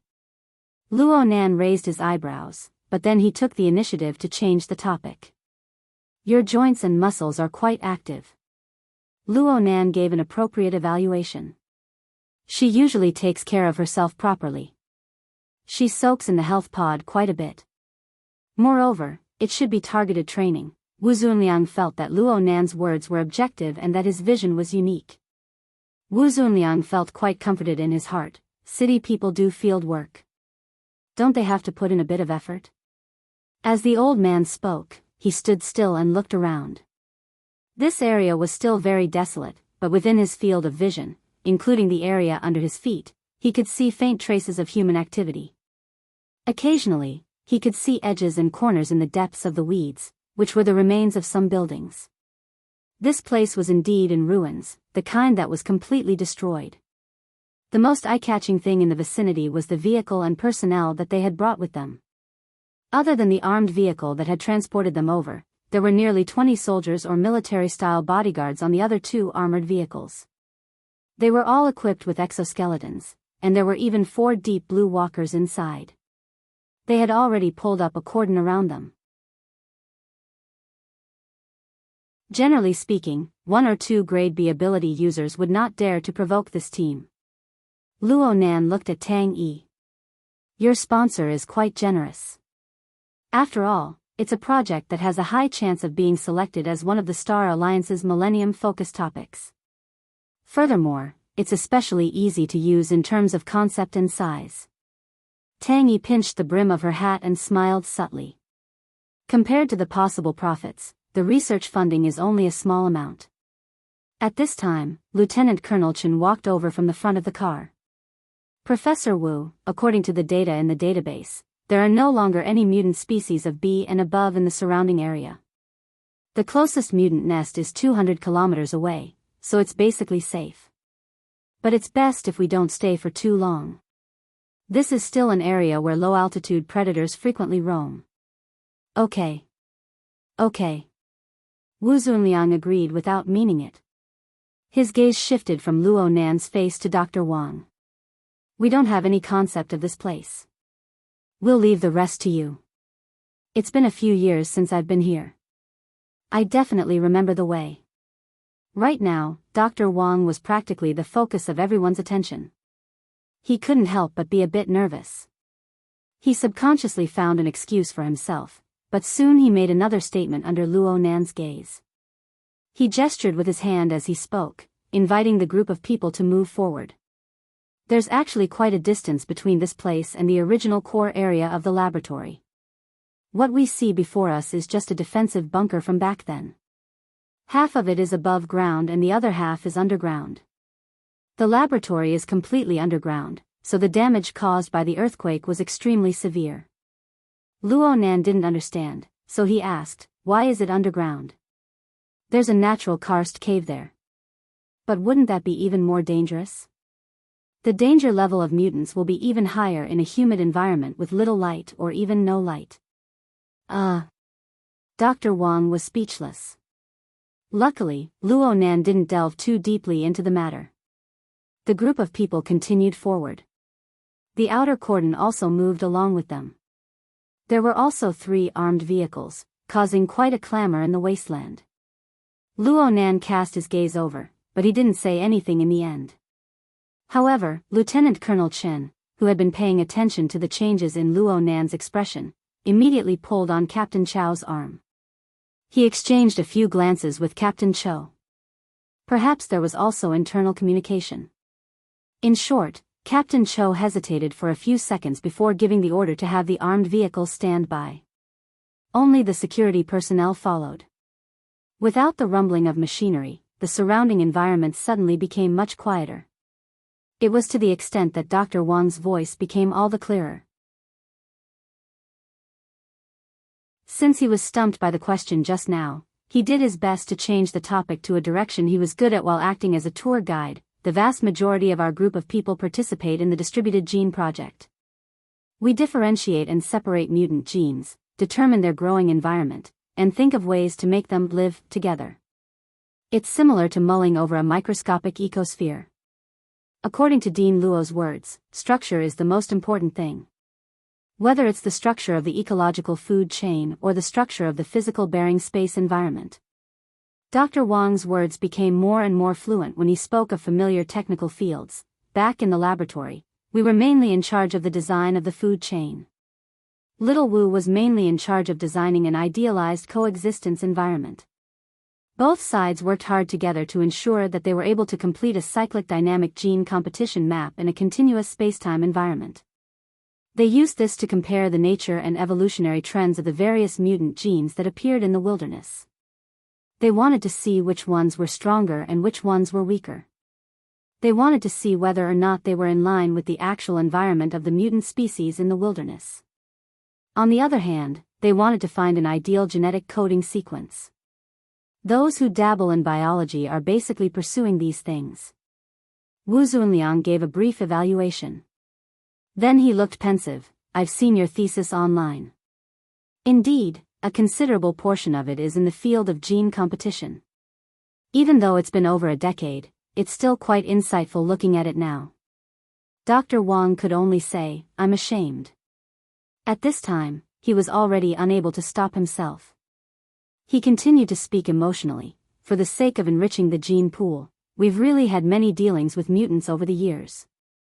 All kinds of experiments. Especially the genetic samples of some powerful mutants. The laboratory has no way of collecting them. It's especially troublesome to go through official channels. We can only entrust it to the wilderness hunters and tribes. We have to spend large sums of money every year. There were several times when I thought that the laboratory wouldn't be able to support itself, but in the end, we didn't fall because of money. Instead, we fell because of other messy matters. Wu Zunliang sighed.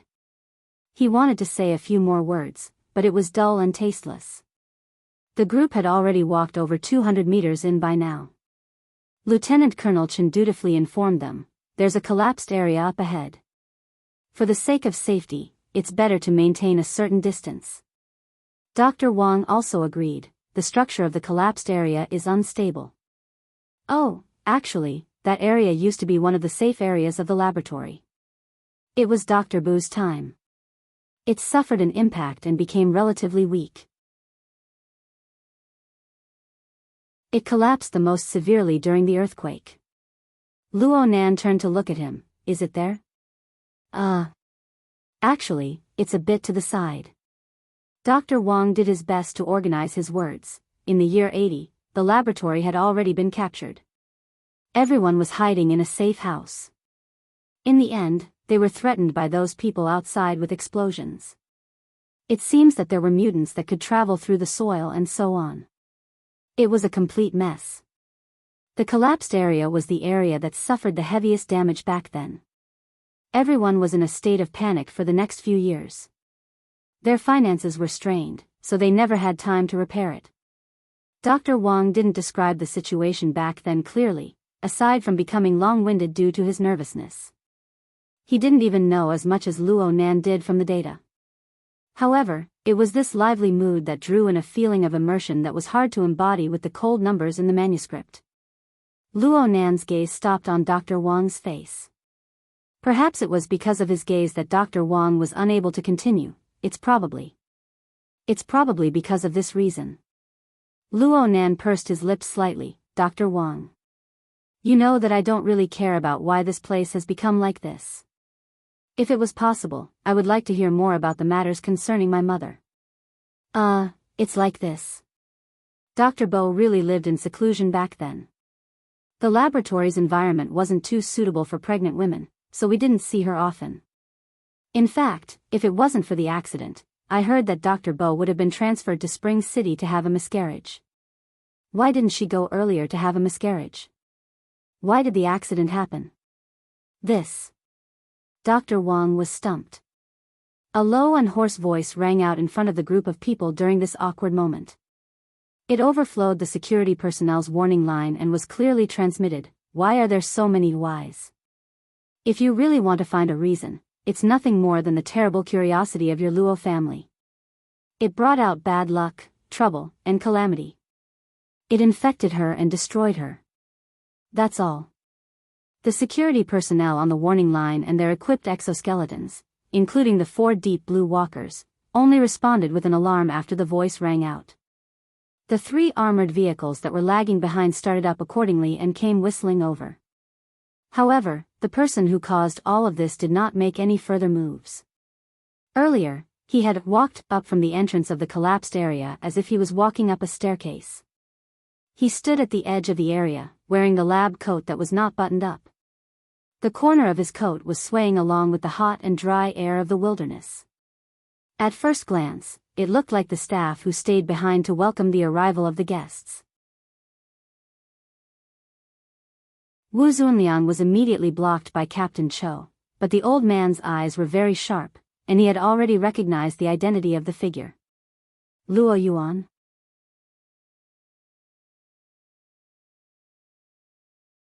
Chapter 1125. An unexpected character had appeared so openly in front of the warning line. Moreover, the alarm had only sounded after the other party had spoken.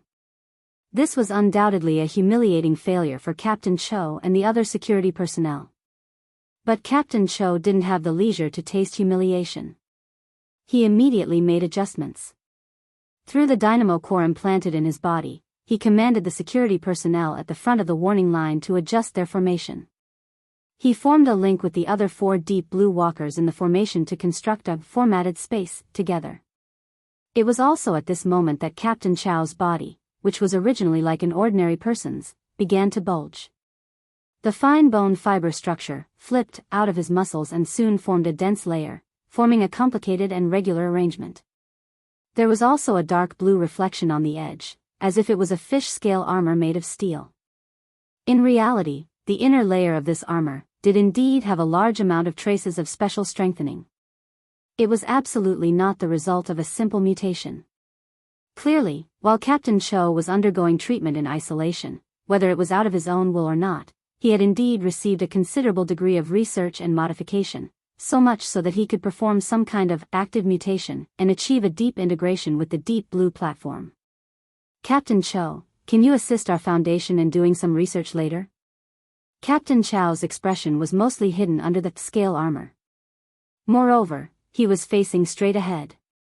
No changes could be seen. On the other side, Lieutenant Colonel Chen couldn't help but turn his head. He just happened to see Luo Nan, who had been supporting Wu Zunliang as a polite junior. Luo Nan withdrew his hand and went straight ahead. There was even a bit of a smile on his face as he passed by Captain Cho. He gave the former a slight nod. Perhaps it was an illusion. But in any case, from Lieutenant Colonel Chen's point of view, Luo Nan wasn't the least bit surprised by this unexpected situation. Moreover, Captain Cho and Lieutenant Colonel Chen didn't have the right to stop him if he wanted to go forward. Only Wu Zunliang sensed that the atmosphere wasn't right. He raised his voice and shouted, "Luo Nan." It was also at this moment that the two names that came out of his mouth looked at each other across the warning line. Compared to Luo Yuan's preemptive show of strength, Luo Nan's observation was more meticulous. Or perhaps it could be said that he was a bit more brazen. He sized up the person in front of him from head to toe, especially the person's obviously old clothes. Several seconds later, Luo Nan spoke with an admiring tone. "It's really amazing to be able to find clothes to cover your body in this environment." Luo Yuan's gaze never left Luo Nan. When he heard Luo Nan's words, his overly thin cheeks twitched slightly. But in the end, he still responded indifferently. "After all, I've stayed here for a long time. It's normal for me to keep some clothes." The people around them were confused, but the two didn't seem to have any intention of explaining. Luo Nan turned his head around and nodded at the stupefied Dr. Wang. "It looks like a more suitable explanation has come uninvited." "Ah, this." Dr. Wang did not know whether to respond or not. The muscles on Luo Yuan's cheeks twitched again, and he smiled coldly. "I don't want to say it again. Personal emotions can't be taken seriously. That's the truth. Are you flaunting your preposterous bigotry in front of me?" Luo Nan continued to walk forward, easily crossing the line of exoskeleton armor. The distance between him and Luo Yuan grew closer and closer. "Today you seem to be very happy to display the image of a frustrated and infatuated person in front of me. This isn't even as refreshing as last year's dimensional crossbow. Is it because I'm not so easy to kill now, so you might as well change your method? Are you preparing to disgust me to death?" Luo Yuan's smile seemed to deepen a bit. "You should be enduring the disgust and doing some unqualified but necessary things. Is this the rumored sociopath? Well, I'm not surprised." Luo Nan had already arrived at the edge of the caved-in area. The distance between him and Luo Yuan was no more than 3 meters. From his angle, he could already see the bumpy edges of the caved-in cavern wall, as well as the chaos at the bottom. Yes, there was also the remains of the lizard mutant that had just been possessed and transformed by Luo Yuan. Right now, only a few broken scales remained. This was also a cloned body produced by Luo Yuan's laboratory. It had to be said that Luo Yuan's technological route was compatible with Luo Yuan's ability. Luo Nan had prepared ahead of time, and the results were almost the same as Luo Nan's spatial shift. Only the heavens knew how many similar chess pieces Luo Yuan had planted over the years. What level had the production capacity of his laboratory reached? If Luo Nan wanted to get rid of Luo Yuan cleanly and efficiently, he would need to find the unchanging behind the myriad of transformations. All of this happened in a flash of thought. Luo Nan and Luo Yuan looked face to face again, and their eyes carried a bit of killing intent. As for Luo Yuan, the thoughts of his kind had not changed at all. It was just that in this place, in this environment, and in this atmosphere, everyone was more restrained. That was all. Luo Nan was now a bit sociopath. The evidence was that he had begun to seriously consider having a chat with Luo Yuan. At the very least, he wanted to collect some first-hand information for future preparations. "Mr. Luo Yuan, although I don't really understand this society, I know that when it comes to socializing, you need to be honest on the surface at the very least. You see, regarding the matters of the past, especially the matters related to my mother. So the people of the Luo family are really people who are willing to be scolded?" Luo Nan's gaze continued to grow cold, and so did Luo Yuan. And at this time, Tang Yi suddenly spoke from behind the cordon. Her target was Lieutenant Colonel Chen, who was in a highly tense state. "Mr. Lieutenant Colonel, you're from Spring City, right? Were you still in school in the 80s? I went to military school." Lieutenant Colonel Chen was a qualified sociopath. He quickly reacted after receiving Tang Yi's signal. He successfully organized his words. I was already in military school in the 80s. It was no different from entering the army. So, you have an understanding of the wilderness back then? Yes. I didn't just attend classes. I also had patrol missions. Lieutenant Colonel Chen slowly got on the right track. He began to take the initiative to speak. It was much more chaotic than it is now. Not only were the mutants wreaking havoc, but there were also roaming bandit squads composed of vagrants. For a convoy like ours, we basically killed our way through 100 kilometers. Tang Yi entered the role of a supporting character. It's understandable. I just calculated. The distance between the 100 Races laboratory and the nearest supply base is approximately 200 kilometers. It's more than that. The one we passed through was newly built in the year 93. The original base was 180 kilometers further back.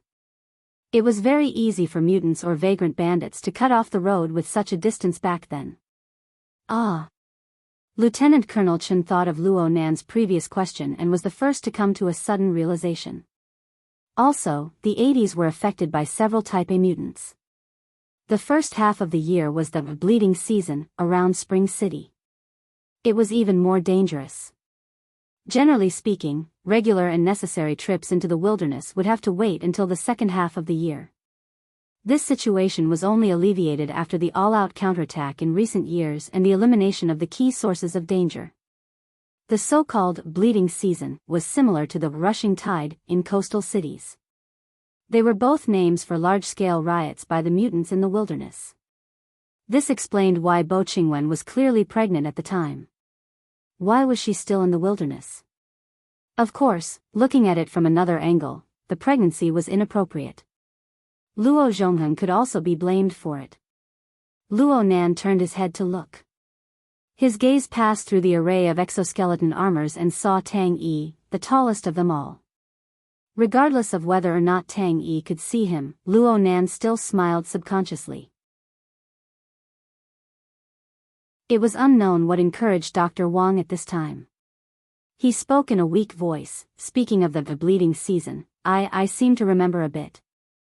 Tang Yi continued to cooperate with him. Is it related to the bleeding season? It's the surrounding tribes.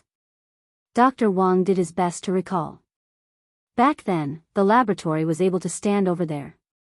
A good portion of it was because we got along well with the vagrant tribes next to us. Sometimes bandits would surround us, and everyone would help each other out. But the bleeding season that year was especially long. The tribes that had a good relationship with us were all hurt. Some of them were even forced to migrate to the northwest to avoid the agitated volcanic areas. Especially when the weather turned hot, which was in June, the laboratory received a lot of injured people. They were all from tribes that we were familiar with. Then, something happened a few days later. Luo Nan's extraordinary perception wasn't affected by the distance of a dozen meters. He could hear Dr. Wang's voice no matter how weak it was. As the information entered his mind, many fuzzy details gradually became clear. Suddenly, he thought of something and raised his voice to ask Dr. Wang, when the accident happened back then, this is the person next to me. Is he there? Luo Yuan's gaze pierced over, but Luo Nan completely ignored him. The person on the warning line stammered a few times before finally responding vaguely, he shouldn't be there. Only then did Luo Nan return Luo Yuan's gaze. Then why are you acting like he was there? Luo Yuan was silent for 2 seconds. Then he suddenly laughed. Yeah. I wasn't there. That damned old man of yours wasn't there. Luo Yuandao wasn't there either. All of us weren't there. So, Qingwen was all by herself. She was all alone there. His voice was still calm, but his arms suddenly swung out. He pointed at the collapsed cave entrance, at an area that ordinary people couldn't see. There, she made her life's choice. The last time. The stupidest time. She was even stupider than her choice of Luo Zhongheng. She only chose a lump of flesh. Before she closes her eyes, that thing has no meaning. The sound wave quickly dissipated above the ruins. Some of it crashed into the collapsed cave entrance, causing a weak echo. Luo Nan didn't retort. He stood at the edge of the cave entrance. He could vaguely feel the almost non-existent slight vibration beneath his feet. Soul strength, which was more remarkable, covered an even larger area. It captured even more details. It far surpassed the domain that the basic 5 senses of a human could reach. But Luo Nan still felt that there was a layer of separation here. Since he came from flesh and blood, then he returned with flesh and blood was the correct principle. Luo Nan gazed at the fuzzy and chaotic cave bottom. A second passed before he spoke softly, "Take me there to take a look. I'll have to trouble you. Please." You're tuning into the Dreamy Love Stories YouTube channel. Don't forget to subscribe and join us on this journey to catch the most captivating stories.